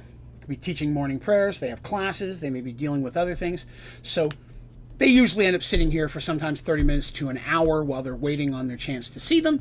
They're always given food and drinks. There's always cheese and grapes and things and wine or water, whatever you want. So they're, it's comfortable. They sit in there and they chat and they talk. And sometimes other people are there, as is this time. And when they arrive, sitting in the room, as has happened before, is Zack and Twill. Now, if you remember Zack and Twill, who, for the record, Twill's last name is Featherbottom. I forgot about that and came across it in my notes. Zack's last name I don't have listed, but it's Zack and Twill Featherbottom. Zack is the elf and Twill is the kender, who are known as map makers, who've been going around the New World creating maps and documenting where everything is and trying to make a representation of this new world. And they're known because their maps are so overwhelmingly accurate. And so they're welcome to pretty much any kingdom you go to in this area, because they show up and like, hey, here's all the maps we made. Would you like them? And they give copies to whoever wants them. Twill will make copy after copy and provide them, or their map makers will make a copy off of his. But they're welcome everywhere because they're just freely giving this knowledge to anyone that wants it. They're not asking for payment or anything. But again, Zack and Twill are there, and they chatting and how you been, so on and so forth. Pretty good. We just fully documented this area here. We just brought some new maps in here. Check these out, and they show some of the maps, and they're pretty cool. Dandy starts jotting some of them down herself. Dandy, Kender being lovers of maps and things, that's something that they have a big fan of. She's drawn out her own representation, and her and Twill are kind of chatting at one end of the table. And Zack is sitting at the end of the table, and Mercy's on kind of one side to him, down a little bit, and Darsh is there, and then Artemis is kind of in the middle watching the kender and then also listening to Zack, and they're talking. Zack, kind of quiet as a person, you know, always very friendly, but very intelligent-like. They're just kind of talking and such. And as they're sitting there, they're like, hey, these are people who've been all over the place. They have more maps and more traveling knowledge than almost anybody they've come across on this world. We should totally ask them if they know what we're looking for. And so Mercy says, because Zach and Twill don't know they're looking for stones specifically. They've never told them that part. They know that they're out adventuring looking for something helping the temple. They're good people. Zach and Twill have heard of their adventures of helping fight the undead, so they know they're good people. So they mutual respect. And Mercy's like, may I ask you a question, Zach? He's like, of course, please. And she's like, I'd like to check. We are seeking out a place specifically. There's something that we're looking for, and it's a place no one seems to know where it is. And we thought with all of your travels, maybe you guys might have an idea or have heard of it through your travels. And Zach's like, oh, I'm definitely interested. We've traveled a lot for sure. What is it you seek? And she goes, it's a place called Dragon Area. And that's all she gets out. No one even saw him move. It was almost instantaneous. Mercy just felt her body slam against the wall. His grip around her neck, holding her against the wall. He's tall. He's like 6 feet tall, holding her off the ground. And everyone in the moment just startled, because literally he just comes out of his chair and hurls her against the wall and is holding her up by her throat. Darsh's first instinct is to step in. He hops out of his chair and reaches up and tries to grab Zach and pull him off of her, but immediately finds that he can't move the elf at all. With his strength, the elf isn't even noticing he's there until Zach turns and with his other hand grabs Darsh by the arm, and Darsh just falls to his knees. The amount of pain going through his arm, like his arm is being crushed and ripped off. He can barely move. He's seeing stars. It hurts so bad. And through his teeth, all Zach says to Mercy is, where did you hear that word? She couldn't answer. She wants to. She's starting to black out. He's so tight around her throat, she can't breathe. She's trying to pull his hand off, and it's like holding on to stone. And then Twill is there. Quickly but smoothly, he comes rushing up and looking up at Zach. He goes, Zach. Zach. And Zach turns and looks at him, and Twills goes, they don't know, Zach. Let her go. They don't know. And Zach, looking at him for a minute, turns back to Mercy, and Mercy can see his eyes are glowing with like a red fire. But it calms down a little bit. Slowly he lets go, and Mercy falls to her knees, gasping. He lets go of Darsh, who just basically nurses his arm at that point, falls to the side himself. Zach puts his hand up on, Twill puts his hand up on Zach's arm and goes, take a breath, Zach. Take a breath. Zach nods and walks to the other side of the room, to the corner, just kind of staying in the corner, lost in his own thoughts, occasionally glancing over towards the companions with a real hatred look on his face. Dandy's just completely like, what the hell happened? Artemis and her complete shock. Artemis comes rushing over, of course, immediately looking at Darsh's nearly broken arm, putting heals on both him and on Mercy to help her. Mercy's fortunately not really a heal situation. There's definitely marks of a hand, not just squeezing, but almost burned a little bit into her skin. And Artemis in anger said, what the hell was that? What was that for? And Twill looks at her and very calmly says, it is very important that none of you ever say that word again, under any circumstances. Doing so will only invite your death. You cannot say that word. And Artemis is blown away. She's like, fine, we won't, but why? What is this? And Twill says, what you're speaking of, that which you just stated, is something very important. And he's like, you can see he's searching for words. He's very calm. He's searching for words. He goes, almost holy to a group of people. And only they should know that it even exists. No one should know that that word is even in existence. And you speaking it now invites a lot of questions about how. And so I think it's important if you tell us everything about how you found out that word. Zach at this point has come back and sat back at the table. Twill motions to everyone to come back to the table. And they're a little nervous at first, but slowly come back. They sit at the table. At this point, a couple guards have come in, and Artemis waves them off because it's a bit of a commotion. She's like, no, we're fine, thank you. And the guards leave. Templars, if you will. And at this point, they feel, okay, well, they talked about it, the players, and they're like, okay, we're going to tell them everything. And they basically tell them everything that's happened up until this point. All the information. The stones, Michael, the quest of the world, the brothers Fire Moon, all that stuff. Tells them everything, and that they're looking for this last stone, and that the water told them that's what they were looking for. And that was confirmed again by the spirit of Damia inside the space stone. As the story has been going on, Zach seems to be calming down and turning back into a bit more of his normal self. He's still very quiet. He doesn't say anything, but he's just listening. Twill, even for a Kender, is definitely being more attentive. And he's listening to everything that they're saying. It's almost like he's writing it down in his head. You can see him like making mental notes. Okay, and then what happened? He'll be like, okay, then what happened? Well, what happened with this? And he's asking specific questions as the story comes out.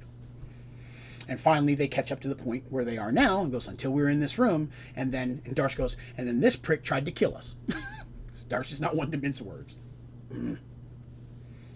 Zach stands up, and immediately, Darsh and Mercy's hands kind of go to their weapons real quick. Zach holds his hands up. He goes, peace. I apologize for my earlier outburst. Twill has said is true. That word is not something anyone should know. I'm going to step out for a few moments, and while I'm gone, you're all going to stay in this room with Twill. You will not leave. I make myself clear, do I not? And as he's speaking, literally, they can feel his energy power washing over them. It's almost like pushing them back into their seats. And they're like, okay. Twill's like, it's okay, Zach. I'll stay here with them. It'll be okay. Zach nods and looks down and frumples Twill's hair a little bit. Twill gets a big smile and Zach walks out of the room. Twill asks a few more questions. Okay, what about this? You have the stones. May I see one? I don't wish to touch. I'd just like to see them. So I know what you're talking about. And they show them the stones, show them the chest of holding. You know, they quite open about a lot of this, because until this point they've been pretty cool, but at this point they're also concerned. Zach is standing on holy ground right now. He's inside a temple dedicated to, well, all gods are welcome to the good gods specifically, and nothing really stopped him from doing what he did, which is something to be concerned about. Because now they have to wonder, are we on the wrong side of this conversation? For about 15 minutes, Zach comes back in. His face definitely seems calmer now. He seems like he kind of has a look of relief, if you will. And he walks back in, and Twill kind of looks up at him, you know, wondering like, okay. And he kind of looks at the party a little bit nervously and looks back at Zach. And if she didn't know better, Dandy viewed that look as, okay, are you going to kill him or not?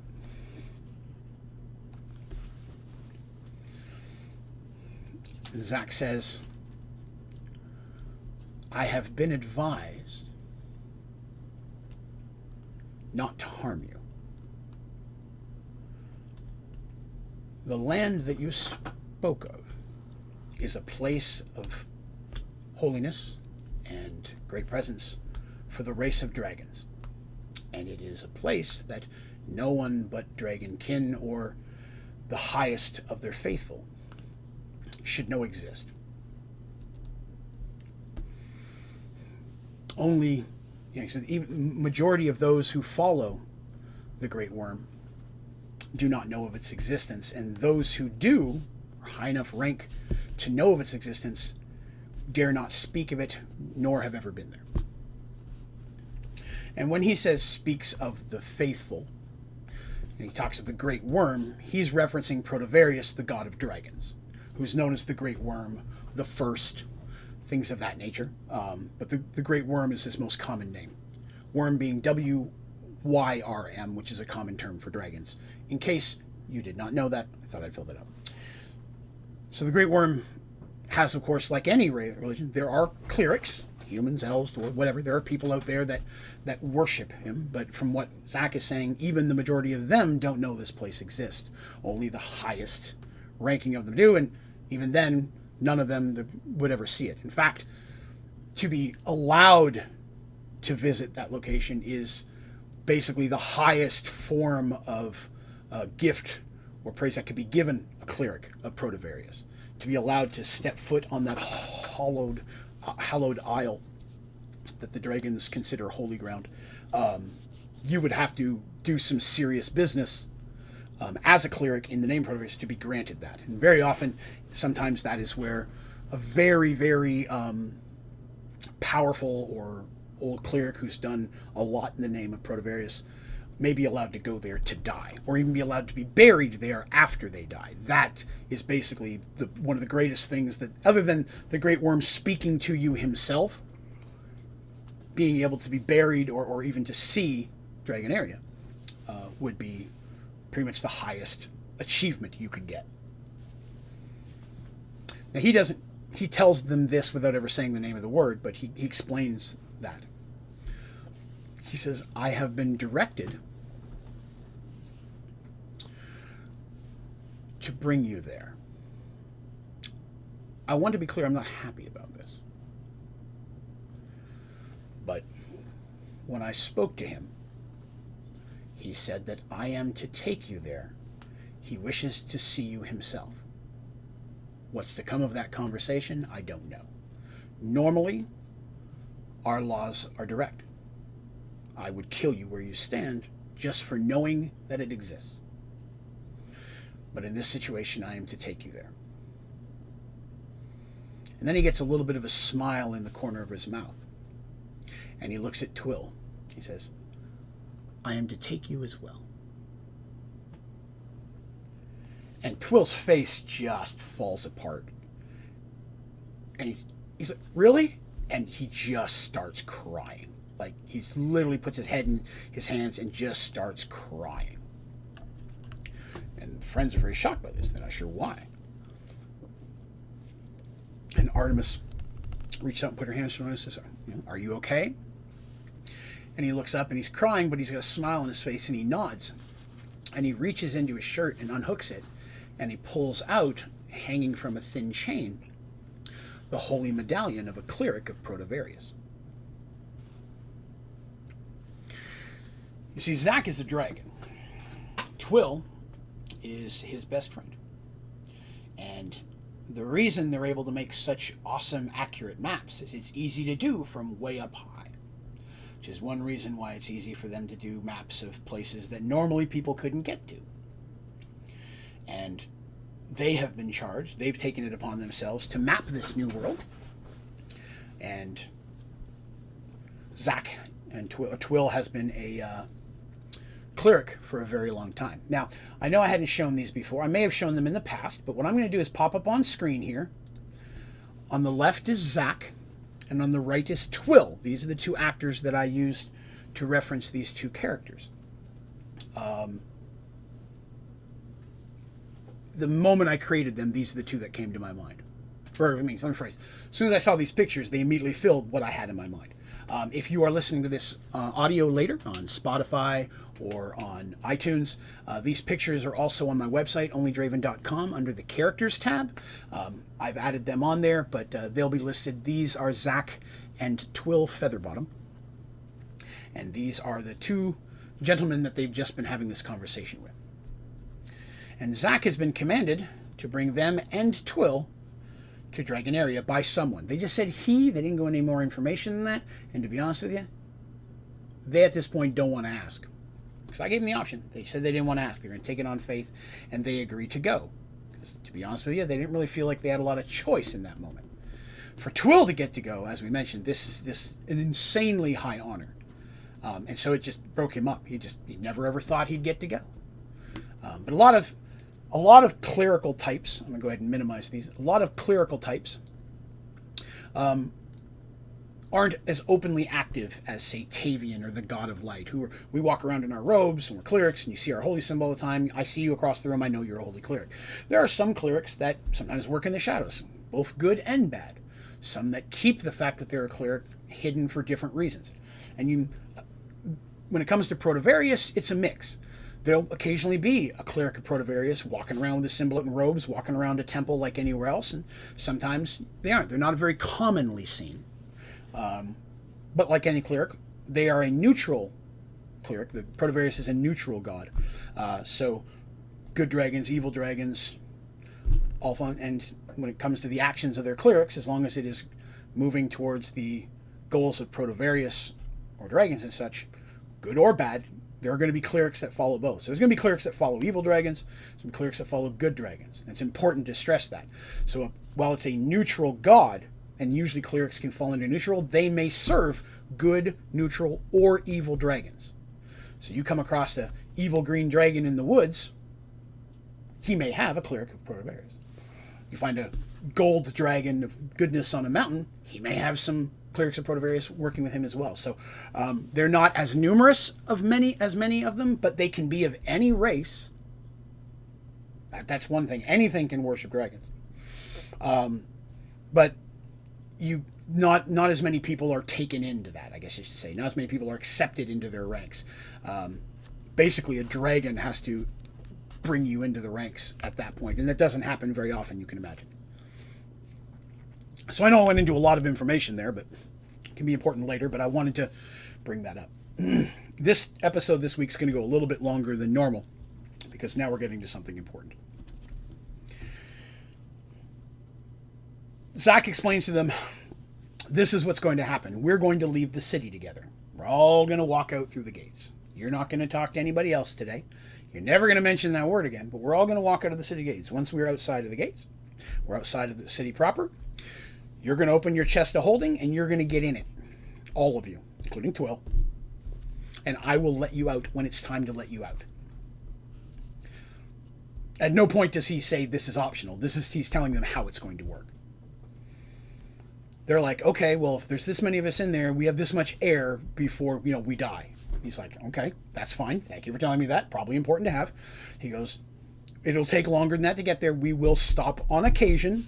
I will open the chest, allow it to refill with air, which they've had to do before when they've been sneaky in places and such in the adventure. They've used this theme, hiding inside the chest of holding, but normally they know how, depending on how many people are in there, how much air they get. The more people, the lower amount of time. Darsh counts as 2 people. It's always been that way. So they calculate with everybody in there how much time they have. Every so often they can open the chest. They don't have to get out. Just opening it for, I think it was 5 minutes, will refresh the air. Then he closed it, continue on their way. So that's what they do. They leave. They tell the Templars, hey, we'll be back to talk to Mare and Bart later. Something's come up.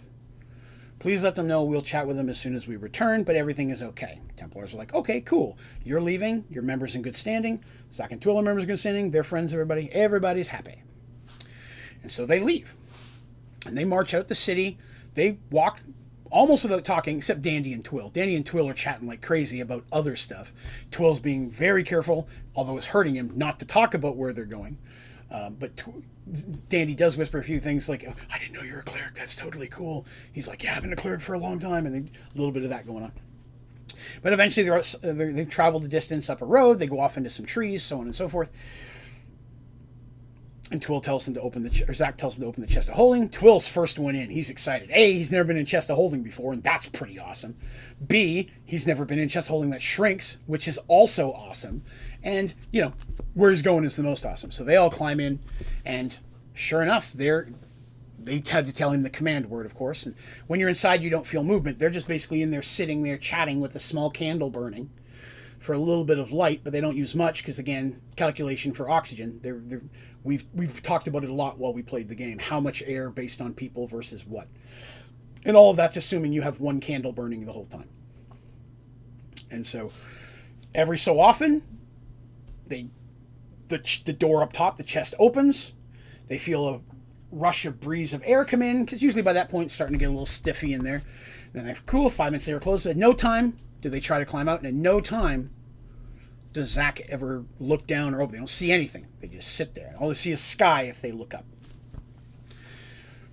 This happens multiple times. It's several hours that they're in there at this point. And time works normal in there as it does everywhere else. Several hours is literally several hours. And once they're inside, Twill starts telling more stories of his. How years ago, he was traveling, just being a good old kinder guy, adventuring in the world. He was young for his age. He was only about 14 or 15 while he was traveling, when he came across an injured man. The man was injured on the side of the road. He'd been taken in by brigands, or brigands, whatever you want to call them, attacked, and he helped nurse the man back to health a bit and get him back to the town. He got him to the temple and was in that town. And while he was there, the person, invited him in to have something to eat. And oddly enough, for the first time in his life, Twill never found anything. At no time did anything accidentally end up in his pockets. And Ken aren't normally aware that that happens, but nothing new happened. And while he was there, an elven gentleman introduced himself. It turns out the man that he saved was a cleric of Protovarius. And saving Zach was the elf, of course. He happened to be there, and this was someone who had served Zach. And Zach and Twill ended up chatting, and Twill stayed there, and Zach left, and he came back every few times. And when he came back, Twill just always kept coming back to there, and he just had a good time. And during that time, the other cleric that was there was teaching him more about dragons and Protovarius and so on, and Twill was a very apt student. And then Zach became good friends with him, and basically at that point introduced him, explained what he was. I am a dragon. I'm offering you the chance to serve as a cleric, and so on and so forth. They became good friends. Zach is the only living creature in existence. Twill is the only living creature in existence that knows Zach's true name. Not even the other dragons know his true name. That's incredibly powerful to know a dragon's true name. But that's just a sign of how much Zach trusts Twill, which is a big thing, because Kender don't normally keep secrets. So that's pretty big sauce. But they've been friends for years now. And then the merge happened, and of course they were together when it happened. The New World was a whole adventurous thing. They started making maps, which is what they kind of did before anyways, was explore and have adventure. Because Zach has always been an adventurous, rebellious kind of dragon. Eventually the chest of holding opens up, and they hear Zach call down for Twill. Twill rushes to the bottom of the ladder and looks up. And then he turns to me and says, "Okay, we can come out now." And Twill's hands are even a little bit shaking. You can tell he's nervous, which not like fear, but just of excitement. Climbs up the ladder, and they all come out, and they're on a very green rolling hill. Very pretty, very nice sky, puffy clouds and such. They have a feel of height. You know what I mean? When you're in a high altitude, you normally can feel that. Even though there's no cliffs, it's just land going off what they can see here. It just feels like the air's a little thinner, that they're at a great height. The clouds seem a little bit closer than they should be. And Twill comes out, and he's just smiling. On the ground in different areas, there are some rock statues that are clearly of dragons. Very well made. They definitely look old. They're slightly crumbly. They're not in mint condition. But he's just going around looking at all of them and being careful. And he's holding his hands like this. Zach has taught him in important moments to hold your hands like this. He's less likely to steal things. And so he's just going around reading everything, looking at them. There's writings and such that are in the language of dragons, which Zach has taught Twill to read some of that. Can't speak it, because mortals can't speak dragon tongue. But they can read some of the sigils and runes that come with that. After a few moments of standing there, and Zach not really talking to them, everybody's standing there like, okay, well, what do we do now? A sound starts happening, repetition, like a woomph, woomph, woomph. It's slowly woomphing, but getting closer. And sure enough, after a moment or two, breaking through the clouds, they see a dragon. And this dragon is massive, by far larger than any dragon they've ever seen or even heard of. Let me stop real quick by saying this is not a god. I'm going to clear that up. This is not Protovarius. All gods, even the Dragon Lord, is trapped outside this world by the shield that's blocking all the gods from getting in. But this dragon is one of the eldest and is the protector of the Dragon Isles. He whumps down, and he's huge. And Zack immediately drops to one knee in front of him. And as he does, his body shifts, and he turns into a large brass dragon. Okay. Way smaller than this big dragon, which I don't remember if I just said what color he was. It's platinum. It's a platinum dragon, which again is rare as well. So this big one is a platinum dragon. And he lands, and he nods to Zack, and Twill just falls on his knees beside Zack because he knows who this is. He knows this is one of the elders and the Keeper of the Dragon Isles, and he's just, awash. And they can feel just the magic wafting over them from this dragon. This is an ancient dragon. And the dragon speaks, but speaks into their minds. Very old. Also using telepathy. Startles them for just a second, but they just were talking to an Illithid for weeks on end, so they're not completely blown away by the concept. And it welcomes them. It says that they stand in a place where very few mortals have ever been allowed to stand. But that Zack had told of their quest, of their mission, and how they came to know these lands exist. It's still important they don't know where they are, which is why they've been in a chest of holding for hours, because Zack was flying them here without them knowing how to get here. Even Twill can't know that. He goes, but you were invited here because of what you seek, and because of what you already have achieved. The stones that you've brought together have not been gathered in one place in millennia. And the fact that they're coming together now, after the massive chaotic events that created this new, and he stops for a second, world that we stand on, is clearly a sign. I have prayed to the Great Worm himself for guidance in this matter. And I have only been let known that we are to assist you. But in doing so, you must never speak of this place, hint, or even imply that it exists, even to each other. You must never discuss this place, the conversation that we're having right now. Dandy, being Dandy, has no problem speaking up in this very solemn moment and says, how come? Zack is taken back. Even Twill's like, don't! And if a dragon could smile, which they do, and it's not very appealing and teethy, the dragon says, because, little one, humans are dangerous. Should they find that this place exists, they would seek it out and eventually find it. And we can't have that. But you're dragons, Dandy says. There's a lot of dragons, and you guys are big. We've fought dragons. Sorry to say that. Hope it wasn't somebody you knew. Wasn't a brother or nothing.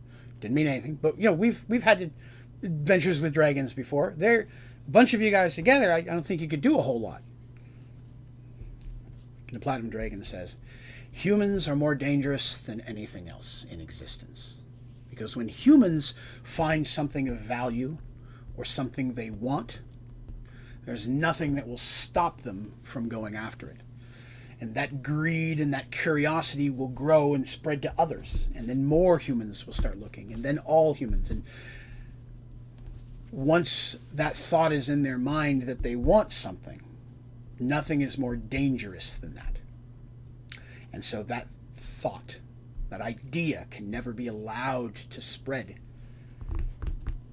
for the fear of what could happen because an all-out war between dragons and humans would cause chaotic disruption across all the land.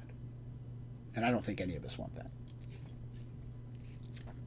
Characters agree that'd probably be bad.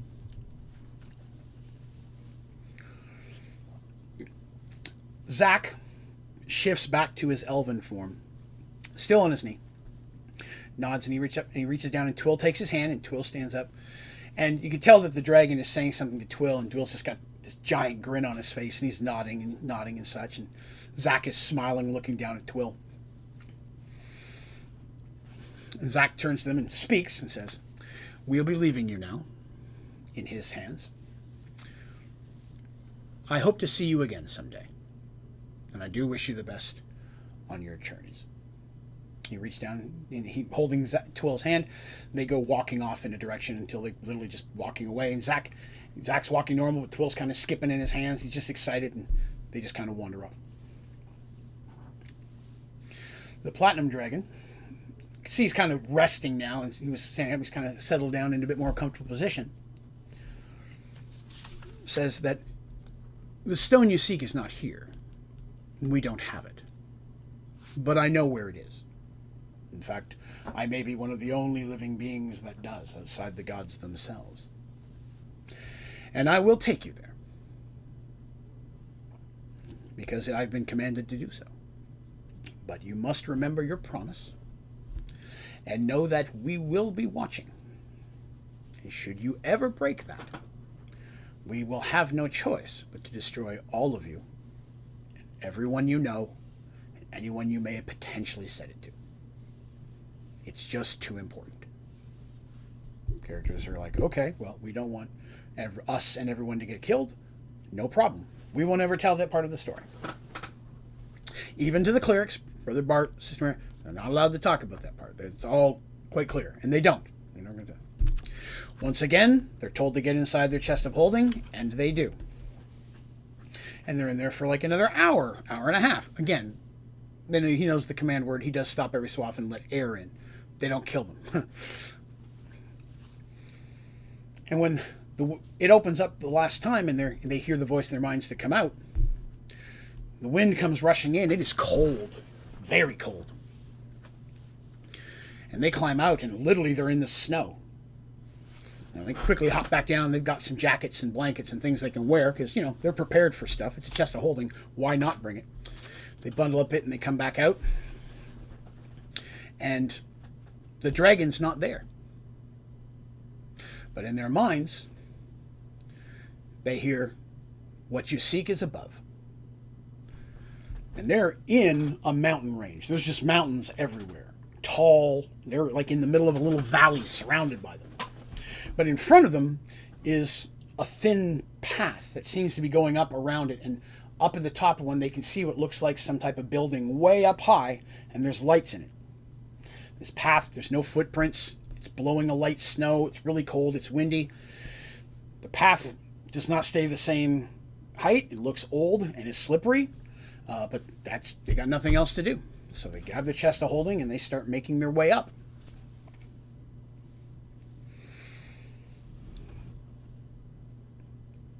It takes a little while. It's slippery. They have to go slow. They're being very careful. There's a couple cool rolls in there to see if they fall. They don't, though. They made it. And they finally scale up to the top of this mountain. It takes a while. And as they're going, wind and blowing harder, and they're having to be careful as they're going up, they reach what looks like almost like a tower. It's not really a castle. But there's two big wooden doors. There's a door knocker there, and of course, Darth's the only person who uses the door knocker. Big guy. It's cold. After a moment, the doors creak open. And a man steps out. He wears robes. No hair on his head. His skin almost gold in color. He has a headband on, tied in the back. Very Rambo-like. And it's gold as well. The robes have like a brownish gold tint. The man nods and mentions them and welcomes them inside. Doesn't say anything, but invites them in. It's cold, and it looks warm in there. They go. Now the monk, because this is a monastery, hopefully everybody picked up on that by now, directs them to follow him, again, without speaking. Walks down a small, like, walkway, what do I want to look for? A hallway. Then turns through a set of doors. As they go in, they see there's a large room. Several large tables on it. Wooden benches. A lot of monks looking just like this person. I mean, not identical, not twins, not clones, but same humanoid gold tin, dressed the same way, headband. Are all sitting at the table, eating. No one's talking. And at the other end of the room is another table where 3 more stand. But their headbands are different colors. And 2 of them are sitting, and one's sitting up higher than the others. And the monk just directs them up there, and then he goes and takes a seat and sits down and starts eating. They look at each other, and the monks don't really seem paying much attention to him. They're just eating like they're not even there. They walk up to the table, walk up to these 3, and they kind of stop a good distance away. And Artemis says, "Hello there. My name is Artemis. This is Darsh, Mercy, and Dandy. We were told to come here because we're seeking a magic item that I'm guessing you might have, or it might be here. We were brought here by a friend who told us this would be the place." She's being very careful not to mention anything about the dragons or dragon area. The monk in the center speaks and says, "Well, we know why you're here, and we welcome you. We've waited a very long time for your arrival." And everything's quiet. And they look around at the other monks, and all the monks are just staring at them.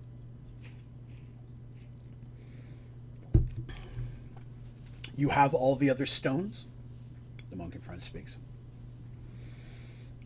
Artemis says, "We do." "Excellent," he says. "If you will follow me, please." And he stands up and begins walking to their left, his right. They follow him. He starts walking up hallways, and he's going different ways, goes up some stairs, downstairs. They're walking for a good 10 minutes, going all over the place. They get lost very easily. This place was built into the side of a mountain near the top, so it's at this point they're in the mountain. But they're walking and walking. And then finally he comes to a door. And these doors are a little bit more decorative than any of the doors they've seen. They've passed other doors, which are bedrooms or kitchens, whatever. But this door is metal and etched with different designs on it. Nothing specific, not like animals, but like fleur-de-lis type kind of stuff, like the symbols and such. Very decorative. Appears to be copper doors. The monk waves his hand kind of like this. The doors slowly open. He steps inside. And they step inside with him. They follow him in. And they're in a round, they're coming in a door into a round chamber. And he walks to the center of the chamber and stops and turns around to face them. Around the room are doors. There are 7 of them. He says, "If you wish to gain the final stone, you must seek it. Only one of you will be found worthy to have it. You must each choose a different door, and of your own free will. If you wish to seek the stone, go inside." And they're like, "We can't go into the same door?" He goes, "No. If you wish to have any hope at being deemed worthy for the stone, you must each choose a different door." Now I'm going to tell you, my characters, my players, did not like that. Not a big fan of me splitting them up. But without any really other choice to do. Clearly he knows why they're there. He didn't ask them for the stones. They have the stones. Right now they're in the chest of holding, which currently Artemis is holding. Normally Artemis has it. The reason for that is she's always in the middle. They're protecting her. She's less likely to run in and be separated from the group. So she's usually carrying the chest of holding. If not her, it usually then falls to Darsh or Mercy, who can better protect it. Dandy might lose it, so they're careful there. But they're like, "Okay, do we take the stones with it?" He goes, You must choose a door and go through it. He just kind of stands there and looks at them. They're like, okay, well, he's not going to be much help. So they talk about it for a minute. All the doors look identical. Normal wooden doors, average height. Darsh may have to stoop a little bit to get in, but not too bad. They all look like normal doors. There's nothing that differentiates them from the other ones. So without much to do, they're like, okay, well, I guess let's pick a door. And they all just immediately step away to a door. And it's kind of interesting because when they do that, just instinctually, they all walk to a different door. And they stop and they're like, okay, well, all right.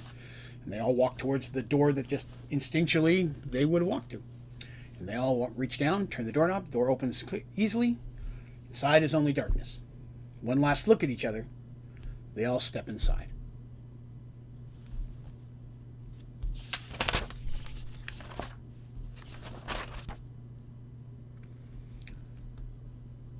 Darsh finds himself walking down a long tunnel.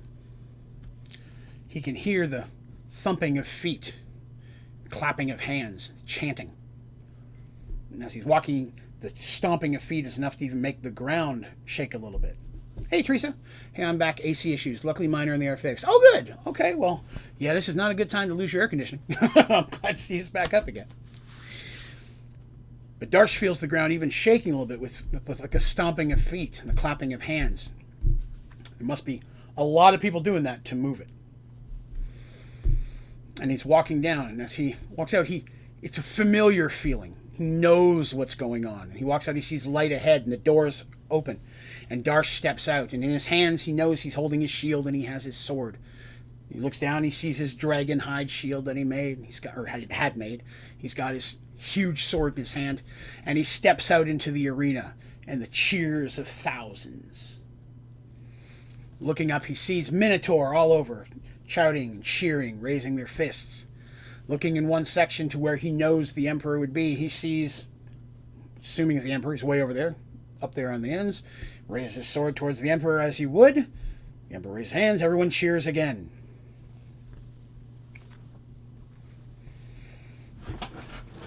Darsh knows it is his time to fight. It's become his chance.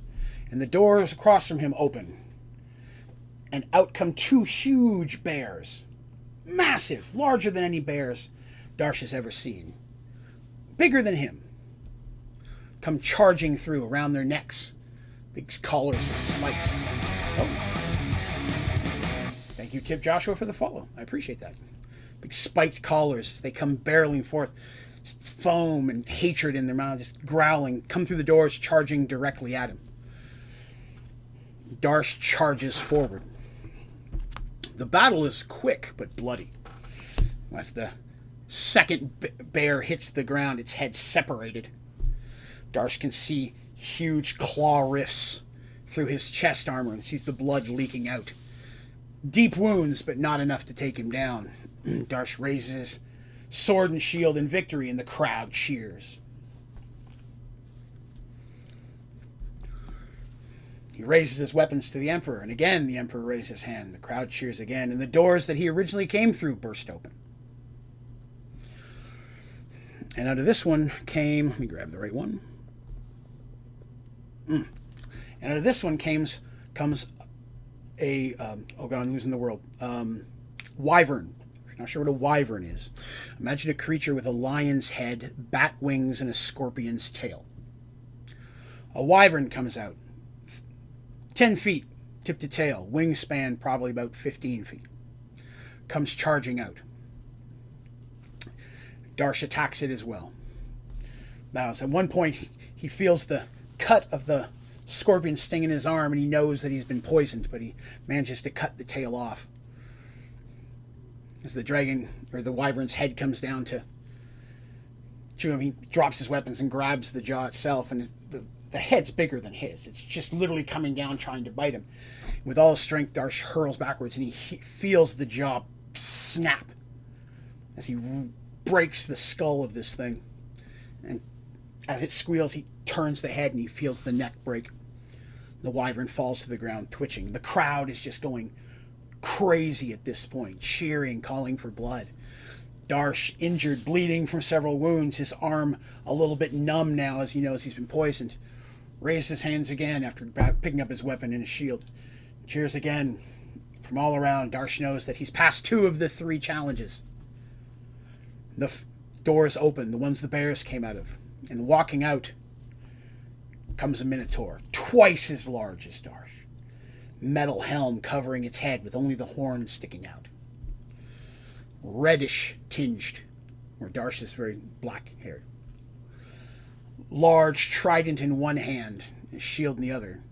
Manticore? No. Manticore is a little bit different. In Dungeons & Dragons, if you check it, they're alike. The Chimera is the Wyvern. Wyverns you'll also see a lot if you ever play games like World of Warcraft. The Horde fly on Wyverns, which look very much the same. They're the bat-winged, lion-headed creature, but they're much smaller in World of Warcraft. But Wyvern. Manticorn, we're going to see one of those eventually, so we'll talk about Manticores in just a little bit. Not today, but we'll see one of those in a little bit. So, the Wyvern, dead. Now this giant monstrosity, bulky too, a little bit fat for a Minotaur, but huge, and scars and wounds and stuff. Both of his horns are broken off. I remember Darsh is missing half of one of his, but both this guy's horns looks like they're busted off at different lengths. And the crowd just starts chanting a name, and Darsh doesn't know the name. He knows it's not his. They're cheering this other Minotaur, and this is why Darsh has come. Darsh knew this is the final challenge. Clearly, he's experienced to live as long as he has, and he moves in slowly and cautiously, and Darsh enter into battle. Very quickly, the other Minotaur scores 2 really quick hits on Darsh. He really did. Scored really high. 2 big hits on Darsh. Trident stabbing into one of his legs. Now his left leg's going a little bit slow. And his sword arm is starting to tingle a little bit more from the poison he knows from the Wyvern. And he's dragging the leg. But he's dragging the leg a little bit more than he should be. His leg's not quite as injured as he lets off. The other Minotaur comes in to try to get hit, seeing that Darsh isn't, but Darsh moves quicker than expected, faking that wound, and manages to score a big cut along the arm of the other Minotaur.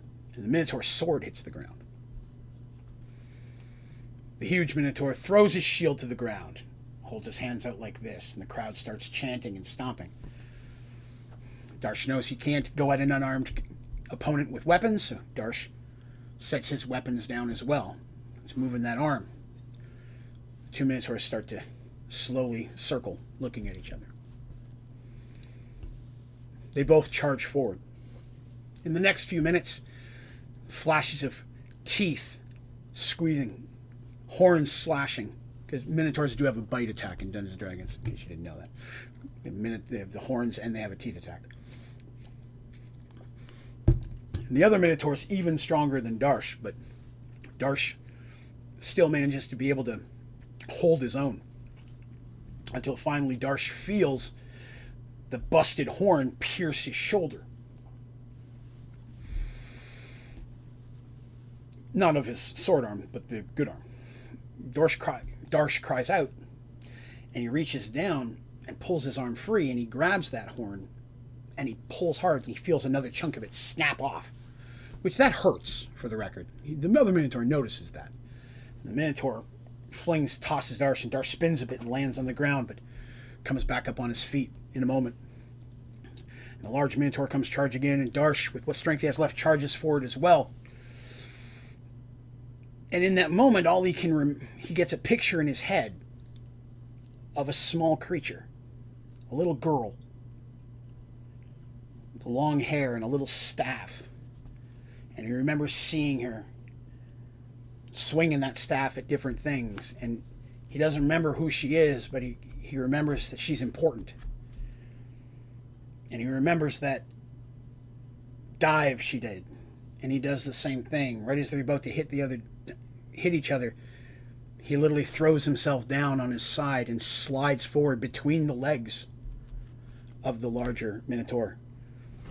And quickly bringing himself up, brings his one good horn right up in the groin of the larger Minotaur and feels it rip into skin and through flesh.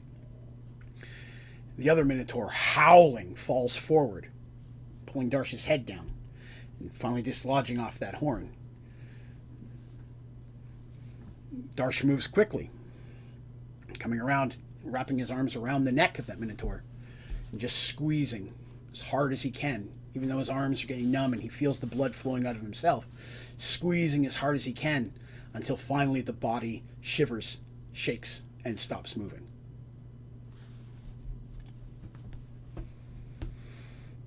And everything goes silent.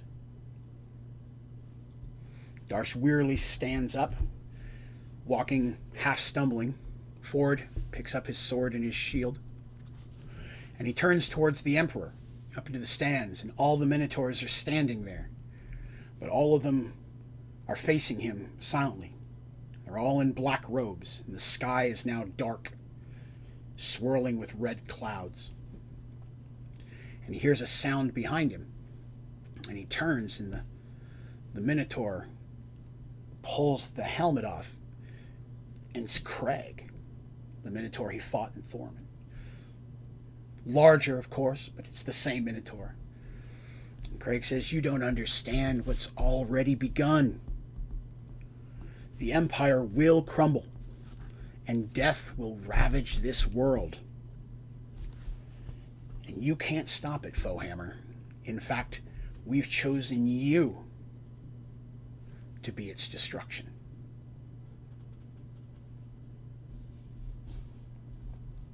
The blood of our people will be on your hands as death ravages the new worlds. With a small choke, Craig then falls over and finishes dying. All the Minotaurs up in the stands, as Darsh looks up, all turn to face away from him. And he's standing there, thousands of Minotaurs all facing away. All he sees are the black robes with the red trims all around. And taking his sword and shield, walks forward through the doors opposite that he came in, into another dark tunnel.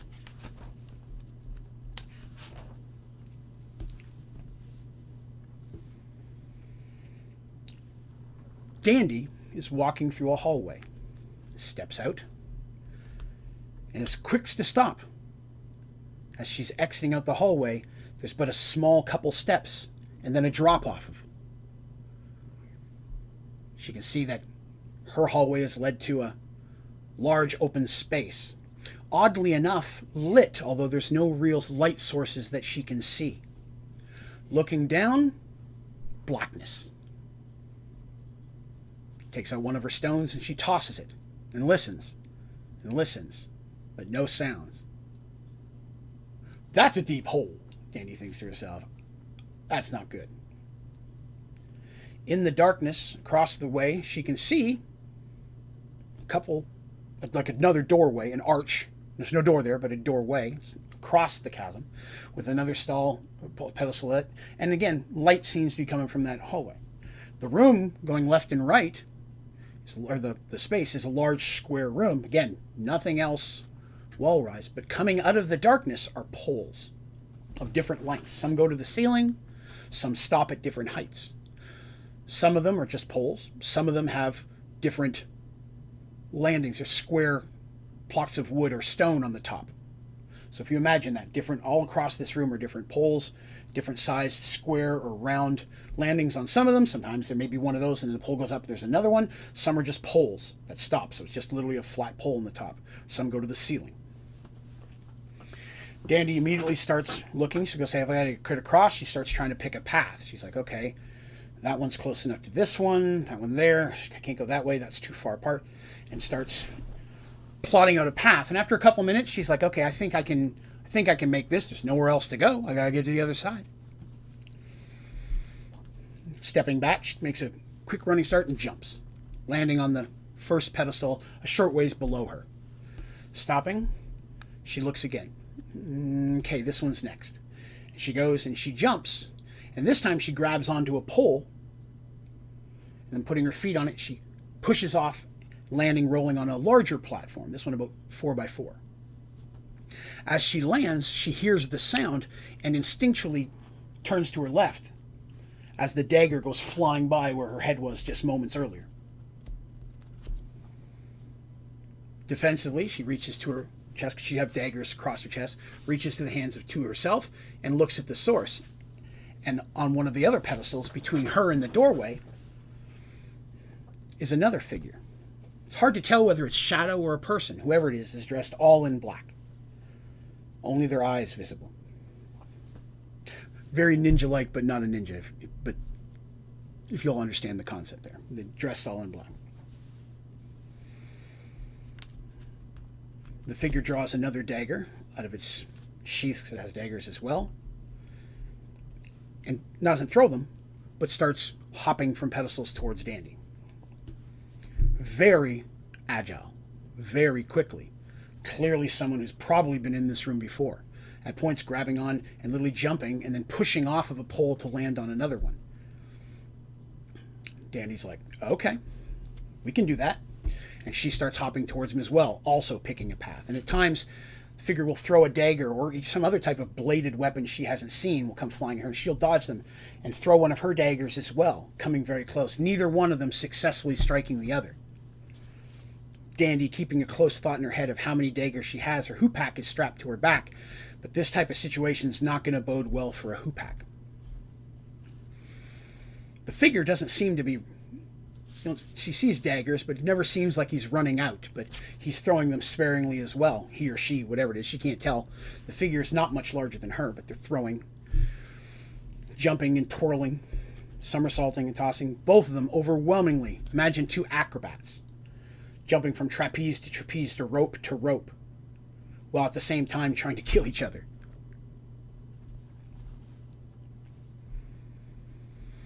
Dandy grabs onto one pole and lets herself slide down a little bit, knowing that there's a pedestal beneath.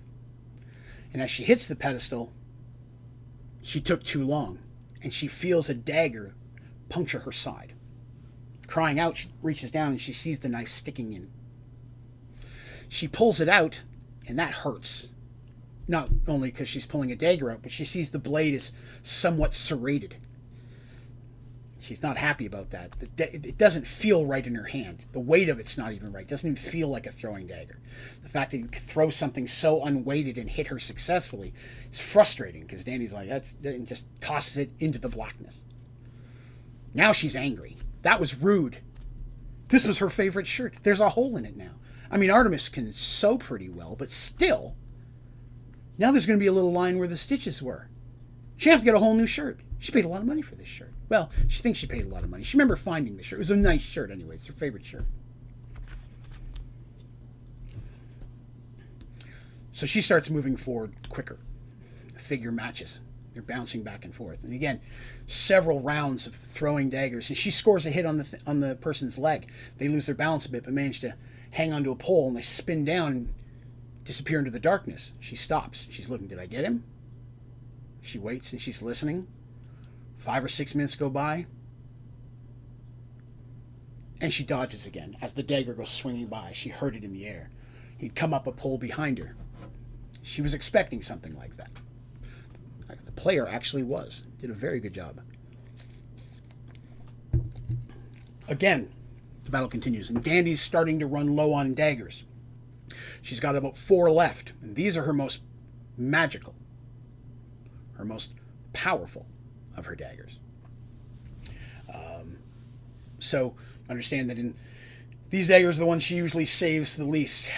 Up to this point, Dandy has several magical daggers, none of them that are overwhelmingly important, like a dagger of flame or something, but she does have daggers that are like +2, +3. One of them's a silver dagger +2 she hangs on to. So these 4 daggers are the daggers that normally she doesn't throw, she would save for melee, but she's starting to run out of options. Reaching into her pouch, she pulls out a handful of her sling stones, sling bullets, because she carries steel pellets. She has stones as well, because that's more common, but when she needs to do real damage, she has those. And hello, Logan, and Will It Glow. I did notice you're in there. I'm sorry, I was trying to get that part out. Thank you very much for coming back by the stream today. I appreciate you guys. continuing forward, she has this handful and she's jumping. She's not throwing any of her daggers, even though she's dodging the occasional dagger whipped at her by this other figure. She's being very careful to not throw any of hers. And they're getting close to each other. And she notices that a short distance between them, there's a much larger pedestal. In fact, two poles come up, and this one's probably about 12 feet by 12 feet. It's large, but it's slightly corner slanted. So like one corner is lower than the opposite corner, so it's not completely flat. And some of these that I've mentioned aren't flat. Some of them are on different angles, but this one's a little bit more crooked than any of the others. And Dandy's like, okay, the path that she's going, it's going to bring them both into that one. And Dandy's like trying to make sure that happens. She's trying to duck, because if she can get to melee range, she may have an edge on this person. Because he seems to be whipping stuff, but she doesn't see, she's got a hoopak. Doesn't see anything like a hoopak on this guy. So they land there, and she jumps, and as she jumps, he jumps as well, but as she's landing, she throws the stones down. The guy tries to dodge him, he's already in midair, and he lands on them and literally slides on the stones. It was an incredibly good idea. I didn't think of that. The player that played Dandy did. It's a very good idea, and we rolled successfully. Lost his grip and fell. And because Dandy's on the lower end, he comes sliding towards her. He quickly regains his feet, but in that moment, Dandy was able to draw her daggers, and she does throw one of her magical daggers, and it's the dagger +3 she has. It's one of her strongest daggers. And she throws that and then draws her hoopak. And it's successful. It stabs him kind of in the chest, a little bit off center of the shoulder. It's not enough to get a heart, but definitely not up in the meat of the shoulder. It's a little bit more chestward. The figure makes no noise, but definitely is affected by it. And that arm now is a little bit lower. It doesn't try to pull it out, though. But that arm starts nursing a little bit. He reaches down and he pulls out a dagger out of with his other hand.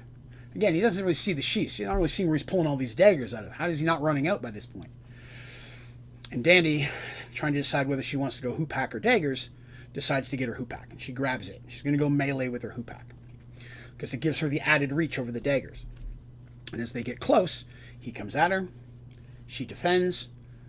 Well, it only takes a minute or two before he scores a good hit, and her hoopak goes flying from her hands off the edge down into the darkness.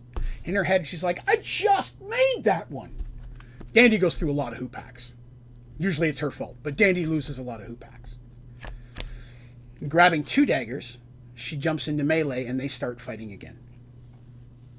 Now, the figure's arm is clearly at this point gone almost limp, and he's fighting with one. And Dandy is coming at him. Again, she's not angry. Dandy doesn't get that way, but she understands what she has to do. She doesn't want to, but she's been put in this position. And so she starts attacking quite vigorously. And here and there, she's scoring a hit. He gets one in on rare occasion, but she's scoring 3 to every one of his. And then finally, he makes a kind of a last-for-it lunge, and Dandy rolls. And Dandy strikes harder than she'd even planned, and quickly spins and thunks one of the dagger blades straight into his back. And thank you, War Elven, for the follow. I appreciate that. Right where his heart would be. And the figure stumbles back, and the other blade falls from his hand. And he falls to his side on the edge of the platform. And he looks at her, and she looks at him. In her mind, she's like, I'm sorry, I didn't want to. You kind of made me have to do that. I didn't want to. Artemis isn't here, so I can't heal you. I don't know what to do.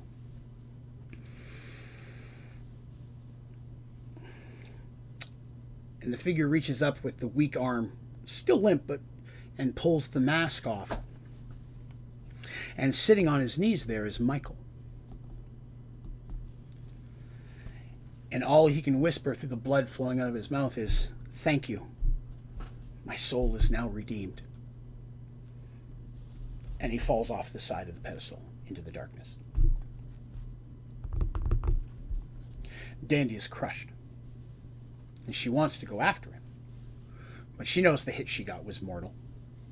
There's no stopping that. And she knows that there are people depending on her And through her tears, she continues to cross the pedestals until she makes across the room to the other landing and walks through the gateway down the tunnel.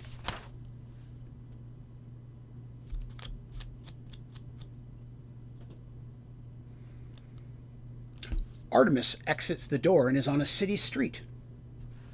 And it's chaos. People are running, screaming. She can smell smoke from fires, but immediately the smell of decay hits her nose.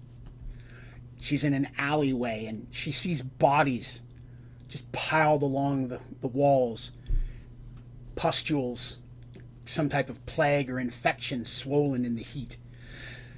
The buildings appear to be made of some kind of sandstone. The ground is light sand. She's in a very hot, humid area, desert-like. She comes to the end of the road and she can see there's just dead bodies all over the place, and other people are grabbing things and looks like they're trying to flee, avoiding the few sick people that are trying to stumble around. They're not zombies, they're just sick people. Artemis is looking and she's just, again, it's a large city, and it seems to be kind of a rolling hills, and all the buildings are made out of the same type of material, although they're different shapes and such. It's definitely like a desert kind of town. And the heat doesn't help. The bodies are swollen and stinky. And as she's looking around trying to figure out what's going on, most people aren't paying attention to her. Everybody's just running everywhere. Out of the corner of her eye, she looks across, and across this road in an alleyway, she sees stumbling around a young child, a human. And the human child is clearly sick. Plague, illness, whatever's going on, doesn't matter. Her instinct, she rushes across the street, trying to avoid the few wagons and horse-drawn buggies going through. And again, when I say there's dead horses and animals around too, but the horses are rushing out. The horses are not happy. They're freaking out. People are trying to flee. And she rushes to the small child just as the little boy falls. She manages to catch him. He too has the blisters on his skin. Some of them appear to have popped, and there's like a yellow oozing fluid, and his body is thin but bloated in the stomach area, if you know what I mean. Artemis puts her hand on the child and draws forth the magic, praying to the god Tavian, help heal this child, as she casts all of her healing spells. And she feels strength coming through her, through his hand, into the child's chest. And the child starts to breathe. But then she feels another force, something like a black wave of water wash over her. And it interrupts her stop, and her spell stops. And she's actually starting to cough and choke like she's drowning. And she feels the chest under her arm, her hands cough and sputter as well, and she looks down just in time to see the child die.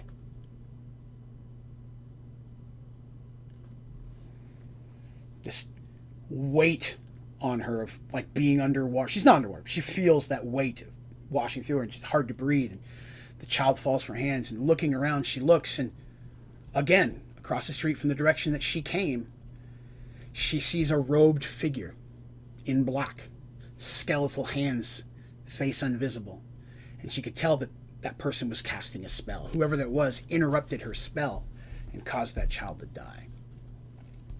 Artemis was not able to save her. Artemis is angry. Artemis does get angry a lot. That pretty made her angry. Someone stopped her from saving this child's life. And the figure turns and runs back down the alley towards the direction Artemis originally came, and Artemis runs right after her. The figure disappears in the same door Artemis came in, and Artemis runs in, but this time it's a stairs leading down into what are clearly the sewers underneath the city. Stinking waters and filth washing along, but there's a walkway on each side, and she can hear and see in the distance the person running along. She starts chasing the robed figure.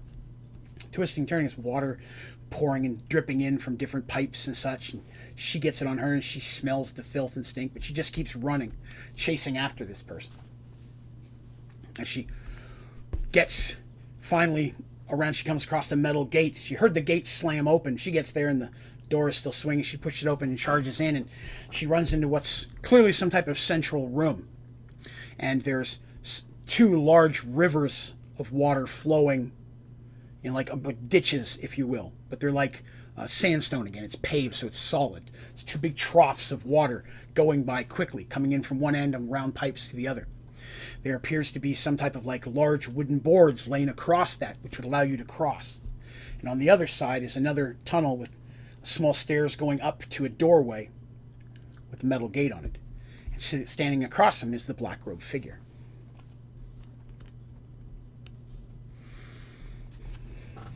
Artemis starts charging forward, and the figure stops and turns, and again, looks like they're about to cast a spell. Artemis has her staff, which is in her hand. She didn't remember holding it a moment ago, but it's there, and she has it, preparing to defend herself.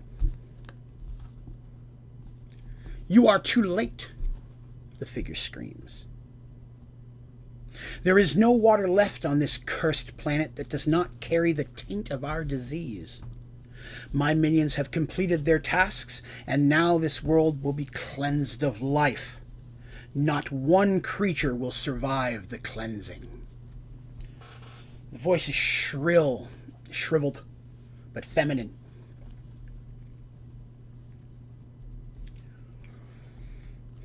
Artemis yells out, "Why? Why all this? What is going on?" The figure seems irritated by the question. Says, "It does not matter. When the last person dies, his reign will end. For without us will come the end. How you survived the purge I do not know, but you will join your brethren shortly." Which implies to Artemis that brethren, she assumes clerics. Somehow there was a purge of clerics. And now these, which she can only assume is a cleric of decay or death or some type of necro wizard, robes are black, something along those lines. Supposedly, this person and their minions have poisoned the world's water supply, and everyone's going to die. Because they said, when the last person dies, his reign will end, for without us will come the end. And the person begins casting a spell. Artemis and this person, this cleric, as you will, had a spell battle. Now, the spell battle itself, different spells were cast. Artemis, while being primarily a healing cleric, does have some slightly more offensive spells in her repertoire. And this person's, a lot of their spells seem to be aimed at plague and disease. Very quickly, it's that type of cleric. And it's the spells that hit Artemis, a lot of times it's a matter of Artemis healing that spell and sending back of her own. And that battle goes on for a little while. There's one thing that happened in the battle that I'm not going to mention because it's something that happened that shouldn't have. So I'm going to reference it later. So if you're listening to the story, remember this battle because it's something I'm going to reference later. But it's important that you know there is something, but it's not important right now. It's a side thing. Actually, it was leaked out early by accident. It was a mistake I made during that time. Affected things a little bit, but we're going to fix it.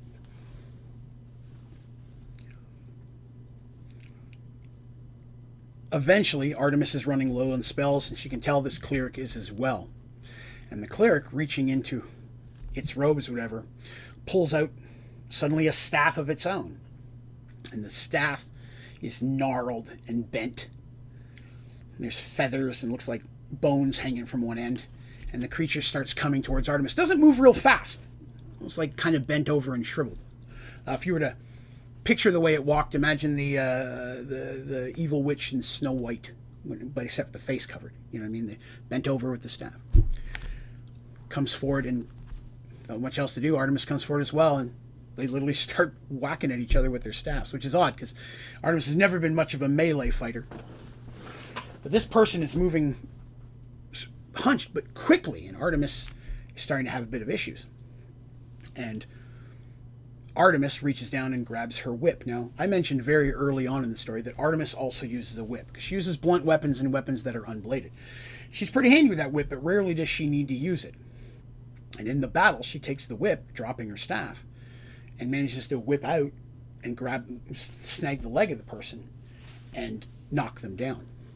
The person falls off the edge into the water. The water is only about waist deep, but underneath for a minute slowed the person down, and Artemis regains her staff And as the person is trying to climb out, Artemis comes forward and starts swinging her staff at her. And in that moment, in her eye, Artemis can see the life stone attached to the staff. And as the staff makes clear contact with basically the chest of the person who's climbing out of the water, it's almost like a baseball. The person just goes flying backwards. There's a spark of blue energy. And the black robe wigger goes flying back, landing on the ground closer to the door they were heading to, and just kind of writhing around in pain. Artemis comes closer and can see that she hurt the person, but what was released was a healing spell. So Artemis' instinct is then to reach down and literally puts her hand right on the person's chest and casts the strongest healing spell that she had. The figure cries out in pain and anguish. And sounds of like little popping noises. And Artemis feels wetness on her hand. And the person basically like seizure types and then goes still. Artemis is pretty weak at this point. Artemis isn't used to this strong melee combat especially, and she's used a lot of her spells in a short period of time. She feels pretty weak. Not knowing what else to do, she kind of gets down on her knees and decides to check this person, and she pulls the hood off of him. And the person is, the face is all shriveled, and the popping where the boils and such on the face that popped in the face is thin. And the hair on its head is almost gone. It's almost balding, but there's wisps of hair on it. The face is shriveled up, and very crone witch-like. You see his hands are shriveled with the boils and such on it as well. Very gross, very smelly. Clearly, completely filled with some type of plague or disease. But as she pulls back the hood, the robes spread open a little bit. And Artemis notices something on the person's chest. And looking closely, she sees a small red blood drop looking tattoo. Right on her chest. Like a teardrop, but crimson red. Not a birthmark. More like a tattoo, but unnaturally so. Hand grabs her wrists. And the crone leans forward just right up close to Artemis's face and whispers, "It was my choice. It was always my choice." And then dies. Artemis, her hand shaking, stands up, looks down at the body one more time, picks up her staff, leaning on it, makes her way out that other door we mentioned on the other side, up the stairs, weighing heavily on her staff, completely drained and exhausted, looking back at the body one last time as she walks through the door.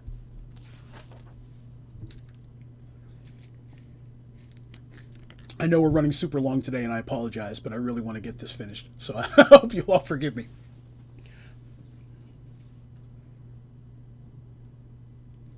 Mercy comes out of the tent, her armor shining in the light. Looking around, she sees that all the men are preparing. The defenses are built. She knows what is to come. Looking around, she sees the faces of all the knights in her command. She's fought with these men and women for years. She knows that today, many of them, perhaps all of them, may die. She knows that just a short distance behind them is a small town. Right now, other knights are helping the folks flee, trying to help abandon the town. And it's her job, her knights, to stop the ogre forces from getting to them at whatever cost. As Mercy walks forward towards the front of the lines, her soldiers stop, saluting, nodding their head. Many of them younger or same age as her, some older, some very, very veterans, but all of them looking to her and with respect. She'd more than earned her command, and each one of these soldiers would lay their life down in her name. Across from her, she can see the ogre forces coming down the opposite hill into the valley before her. She counts clearly hundreds. Barely does she have 75 knights with her. A few odds and ends. Light cavalry, mostly infantry. A couple cavalry, but not enough to send forward. Luckily, the hills on the side kind of make this a choke point, so it's going to kind of funnel the ogres in this direction. But still, the odds are completely against them. She sees that in the faces of the knights around her. They know what's coming. But none of them are turning away from their duty. They know that every moment that they keep those forces from passing this line is another moment that innocent people can escape. More forces from the castle are coming. Eventually, the ogre will face the full might of the knighthood. Mercy and her knights just have to hold them off long enough to let that happen. Mercy wants to say something. She wants to say something heroic. She wants to say something to lift their spirits, to lead in battle. But just like always, she just smiles. They smile back. They know her well enough. She's not one for words. She's more with action. And Mercy's going to lead them right from. Mercy's not one to stand in the back. She'll be the first one to take foot on the field and the last one to walk off it. She draws her morning star, and the knights around her draw their swords and shields, and they prepare as the wall of ogres come rushing towards them. It's like being hit with a mountain. The force of the ogres, much larger than her and her knights, crashing into the forest. But the ogres, wild ogres, no military training, not fighting in any kind of ranks, just coming as beasts, and her knights, well trained, well armored. After that first brunt attack, quickly push back against some of the ogres. The ogres having a hard time climbing the hills, the sharp hills around them, as she mentioned, are being funneled through. Ogre bodies start to fall. On occasion, one of her knights falls as well. Others will step up to take his place, making sure that wall stays there. And Mercy, it's just a sea of green and red. Orc flesh and blood splattering as her morning star smacks back and forth. The shield defends against incredibly strongly wielded clubs and items knocking her backwards, but she doesn't lose her place, continues to fight on. She knows that there's just more and more coming, but each one that she drops, each moment, means more than anything else. Crying out to her men to hold the line, continues. And this goes on for a few minutes. It seems like hours in the middle of a battlefield. And the ogres stop coming. Some fall and they find that there's not more coming, and they have a moment to catch their breath. And ahead, just a short ways ahead, 150 yards, the ogres have stopped and are just standing there. Bodies of ogres and some humans litter the ground before Mercy. The ranks tighten up. They see something large moving through the ogres, pushing their way through. Some of the ogres get pushed aside as this massive ogre comes walking out of the crowd. Ogres themselves are already huge, but this one's a monster. Most likely half giant, to be honest, looking at the size of it. Massive beast. Its club barely more than just a thick tree that it's ripped out of the ground and broken the end off. Comes through with loincloth pretty much only, not doing much to hide anything anyways. Just a savage beast. But the other one's showing deference to it, clearly the leader of this group. And it starts marching forward with the ogres behind it. Mercy sees this coming. She sees them all coming.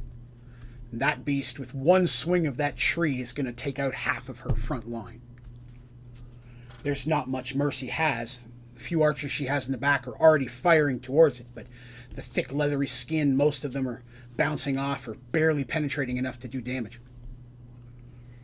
Mercy knows that they don't have very much longer. That thing is going to decimate their lines.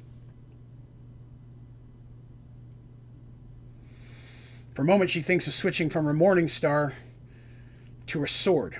Blade might be better against something like that, especially with its thick hide, thicker than the other ones. The Morning Star may not be enough. She looks down at her Morning Star, but her Morning Star is not in her hand anymore. Instead, she's holding in her hand some kind of rock. And it's shimmering, almost with also glowing. And she knows that this rock is powerful. She looks at it, and she looks at the ogres confidently walking forward, sneering and yelling, knowing they're about to destroy the human force before them. And she knows that this rock could be the difference between victory and the death of not just all of her men and women here, but of the town behind her. But she also knows that things like this and magic are sworn off by the knighthood. Magic is not allowed. Excuse me. It doesn't take a second for her to make the decision. She takes the stone, she presses it against her head, and she feels warmth as it merges with her skin. She feels it sinking in. And instantaneously, she can feel the ground vibrating as the ogres are moving. She can feel the footsteps of her men nervously stepping back and forth. She can even feel the creatures moving deep within the earth below her, worms and other small things. She feels everything in the ground, the tremor, the such. But she also feels strength and strong, and she feels like her roots are sinking into the earth. And she starts walking forward. Her knights, unsure, not wanting to break the line, kind of watch in disbelief, but as she steps forward, the earth and the rock under her feet start sliding up out of the ground and start moving up her body. And she starts growing. And the rock starts to engulf her legs and then up to her arms, but the rock continues to move fluidly as if it's not there, but forming a hard, thick shell around her. And as it does, she grows. And soon she's larger, and she feels herself wrapped within this earth around her. And even though it's solid rock, to her it feels like she can feel every inch of it. And her Morning Star is in her hand, and it starts to cover in rock, and it gets larger and larger until it's twice the size of normal. And as the giant ogre steps in, swinging its club, she swings with her Morning Star, and its club just shatters. Her knights cheer and rush forward. The ogres, angry, charge forward.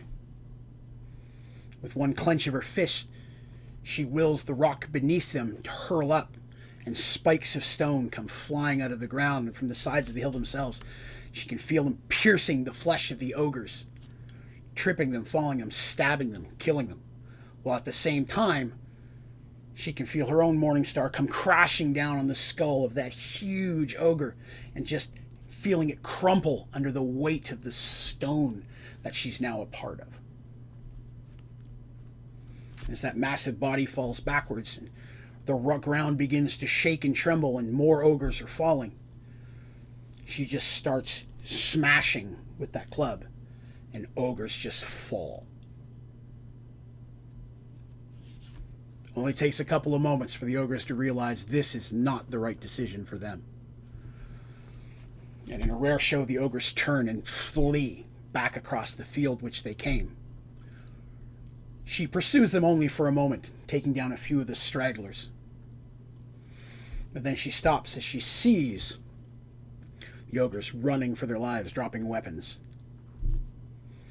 And she feels the earth melting off her body as she drops down to once again be standing on her feet, still feeling the earth all around her, like she's one with it. She hears a horse behind her. She felt it coming. She felt all of them coming. She could feel the hoof beats from a great distance as the army that was coming to assist them rode up behind them, and she turns and she sees the knights that have arrived.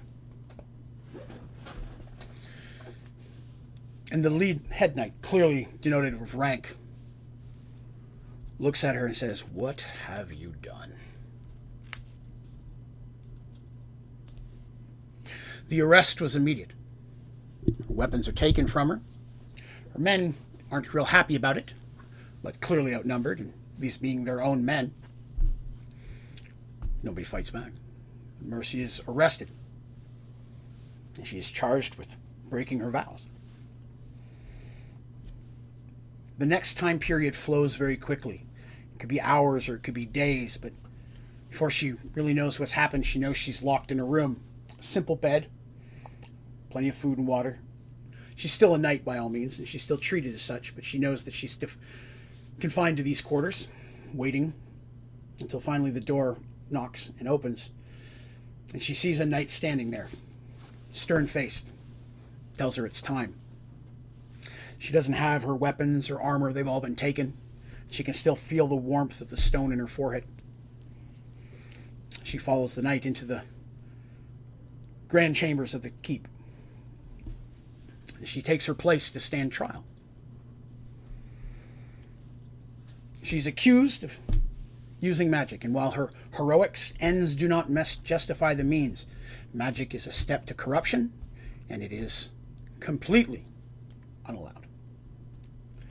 And to allow magic to become part of her, because they've all discovered there's no way to get rid of it, she has broken all of their tenets. She may have saved many lives, but an example has to be set. She can tell that several on the ruling, there's like 6 or 7 knights up there passing judgment. She can tell that several of them are not happy with what has to be done. But rules are rules. And even though she's called a hero of the battle, she's also she was also treason using magic. Mercy has nothing to say in her defense. She's quiet. She knew when she used magic to save the lives of those under her command that this would happen. She has no excuses to make. She has no regrets. She would take the same actions again should she need to.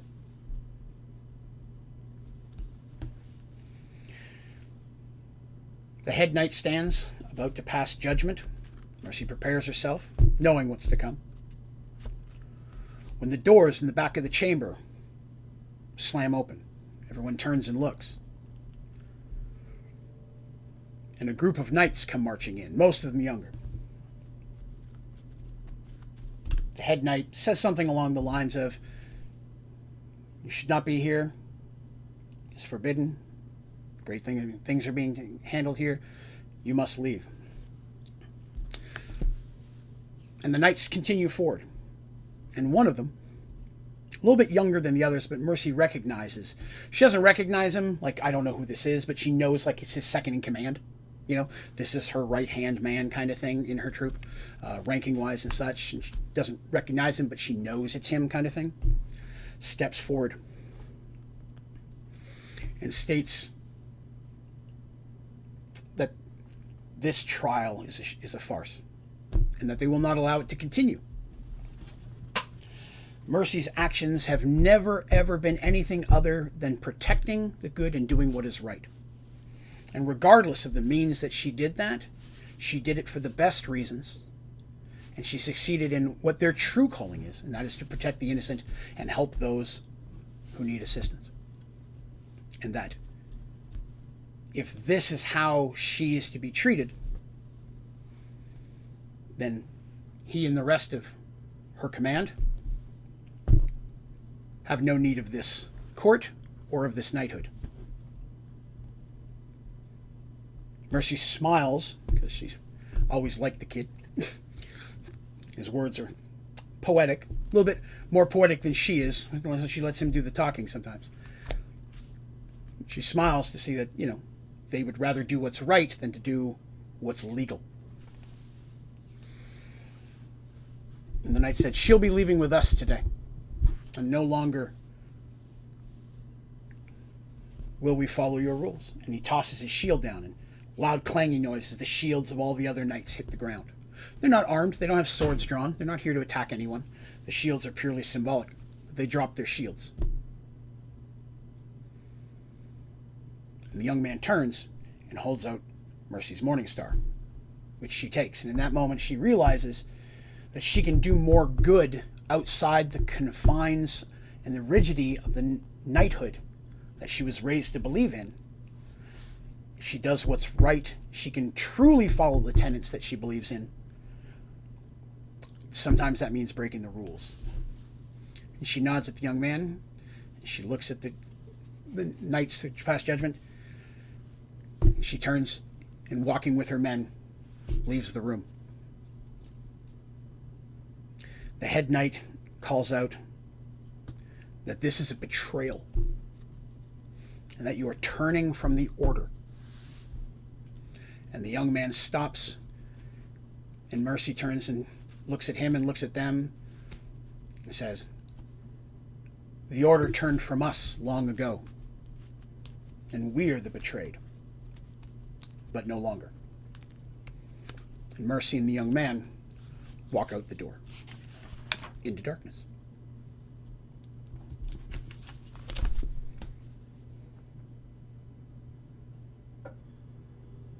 All four of the heroes come awake at the same time. They're in a large room, all laying in comfortable beds. How somebody lifted Darshan there, nobody knows. All their weapons and personal items are all sitting there. There's no one else in the room. They get up and look at each other, kind of thinking, okay, what just happened? What's going on here? Last time I walked through a door, then all this funky stuff. Artemis looks at her staff and then quickly rushes over to it. The life stone is no longer on it. They open the chest of holding and they check their stuff, and all the stones are gone.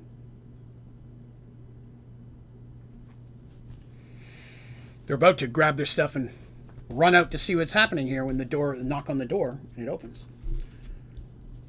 One of the monks steps in, gestures that they should come with him. They get their weapons and they follow him. They only go a short distance before they walk into another room, much like the round room with the doors, but this one there are no doors.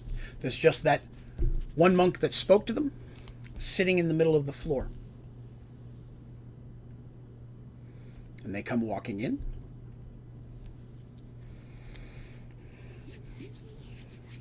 And he said,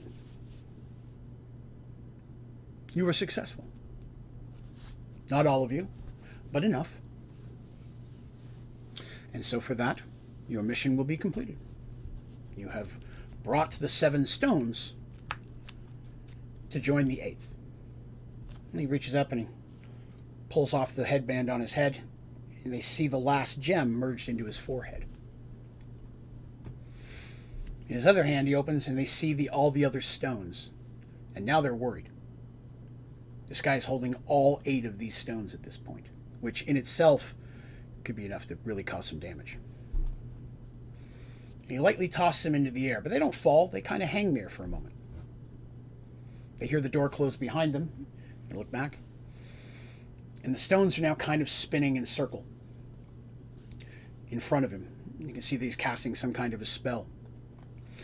And as the 7 stones spin, his 8th stone is directly in the center. And they see little crackles of light, different colors, kind of bouncing between the stones.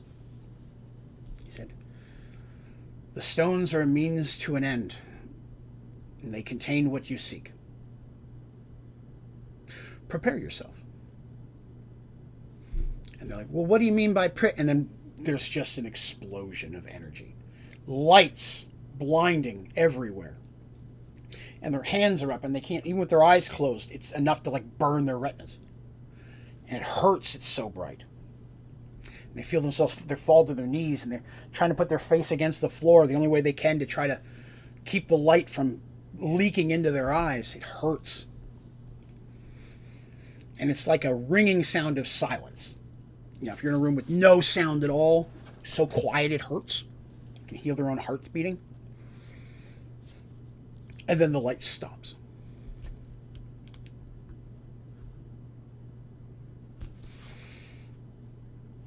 takes a moment for their eyes to adjust, and they find themselves again in the same room, but alone. The door behind them open again.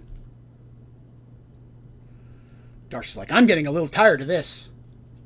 Grabbing them and just marching out the door again.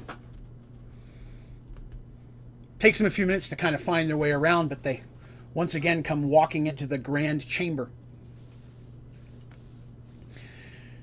where everyone was eating before, but this time the tables are all moved to the side and the floor is mostly open.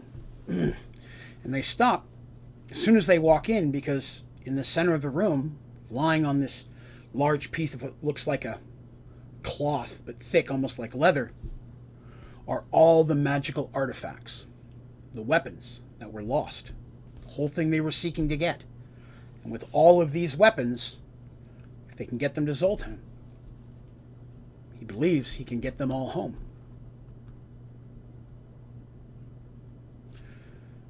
The one monk that speaks steps up to them. They still see the stone glowing underneath the headband that he's wearing. He says, "You came for these." As he's speaking, monks are rolling up the carpet with all the weapons wrapped inside. He goes, "Keep them inside this cloth. It is enchanted. If you keep them inside of that, no one will be able to detect them. There's still a dark force out there seeking them just like you. And now that they're in the world again, he will come for them. But wrapped inside this cloth, they cannot be detected. Keep them hidden. Do not use them. For if you do, he will be able to find them as well." "What about the stones?" says Mercy. He smiles and looks at her. He goes, "This stone shall stay with me as it always has. As for the others," he points near the door out. They look and they see there are several monks putting on backpacks and packing up with what appears to be journeys. He goes, "They will be separated again, taken to different places and different locations as they're supposed to be. We will once again seed them out into the world until such time that they need to be gathered, which could be time unknown." "Isn't that a little dangerous? Just putting them back out into the world?" says Dandy. "What if they fall into the wrong hands?" He says, "Undoubtedly some of them will, and some of them will fall into the right hands. But they will all end up where they're supposed to be. That's how this works. The prophecy requires that they maintain freedom. So they will be delivered and distributed where they need to go." "Like, how do you know where they're supposed to go?" says Dandy. He goes, "I've been told. And so we will take them and we will distribute them. But it will be a very long time before I think any of them shall see the light of day. They will be hidden well until they're needed. But the weapons, that which you came for, those are yours. You'll take those with you and return them to your demigod and see if he can succeed where he wants to." Darcy and everybody, they pack up the stuff. They take the rug, which is pretty long. There's some longer weapons in there, but they manage to lug it down inside the chest of holding. They realize inside the chest of holding, it's probably one of the best spots for it, even in the rugs, because in there they normally couldn't be found anyways. So they determine that no matter where they go, they're going to probably keep them inside that chest. It's going to be hard not to use them. They're powerful weapons, and they've helped them in the past, but the fear that Nylat may find them if they're being used is way worse. The monk talks to him a little bit, tells a little bit of the stones, that he's the keeper of this stone.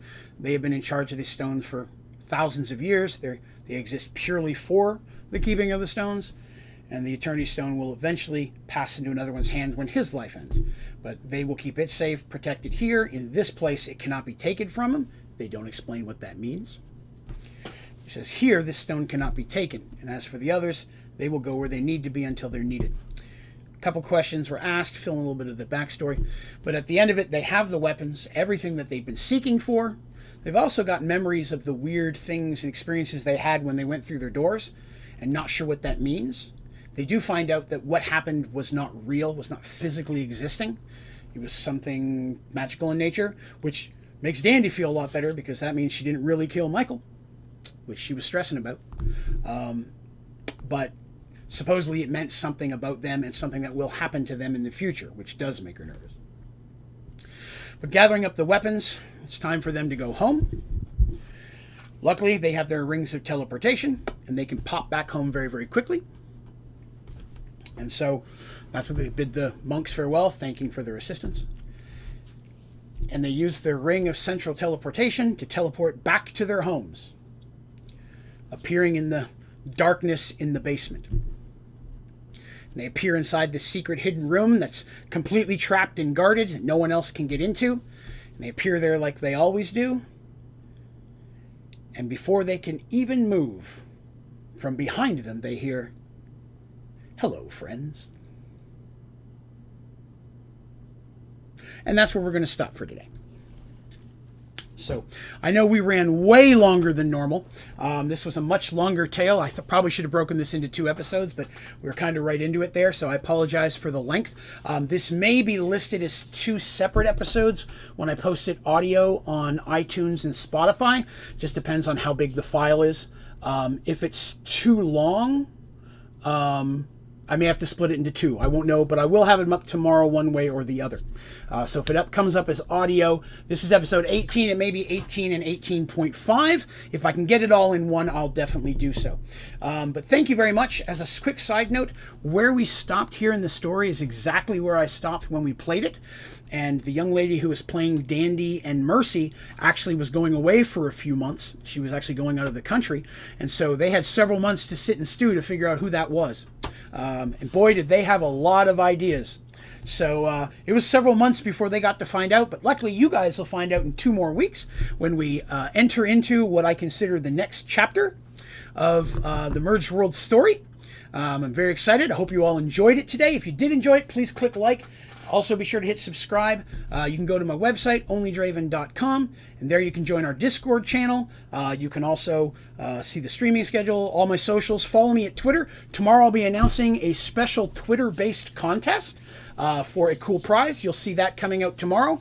And then tomorrow night will also be Minecraft Monday. So we'll be going to Space and Galacticraft tomorrow. So I'm excited for that. Thank you all very much for coming by. I'm going to go ahead and sum this up. Oh, thank you, Glitched Vision. I'm glad you enjoyed it. Thank you all very much for coming by. I appreciate all of you. Special thank you to all of the members.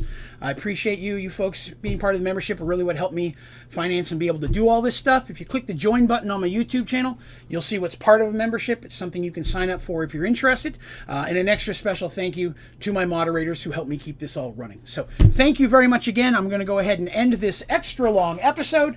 You all have yourselves a wonderful evening, and we will see you very soon. Thank you very much for coming by.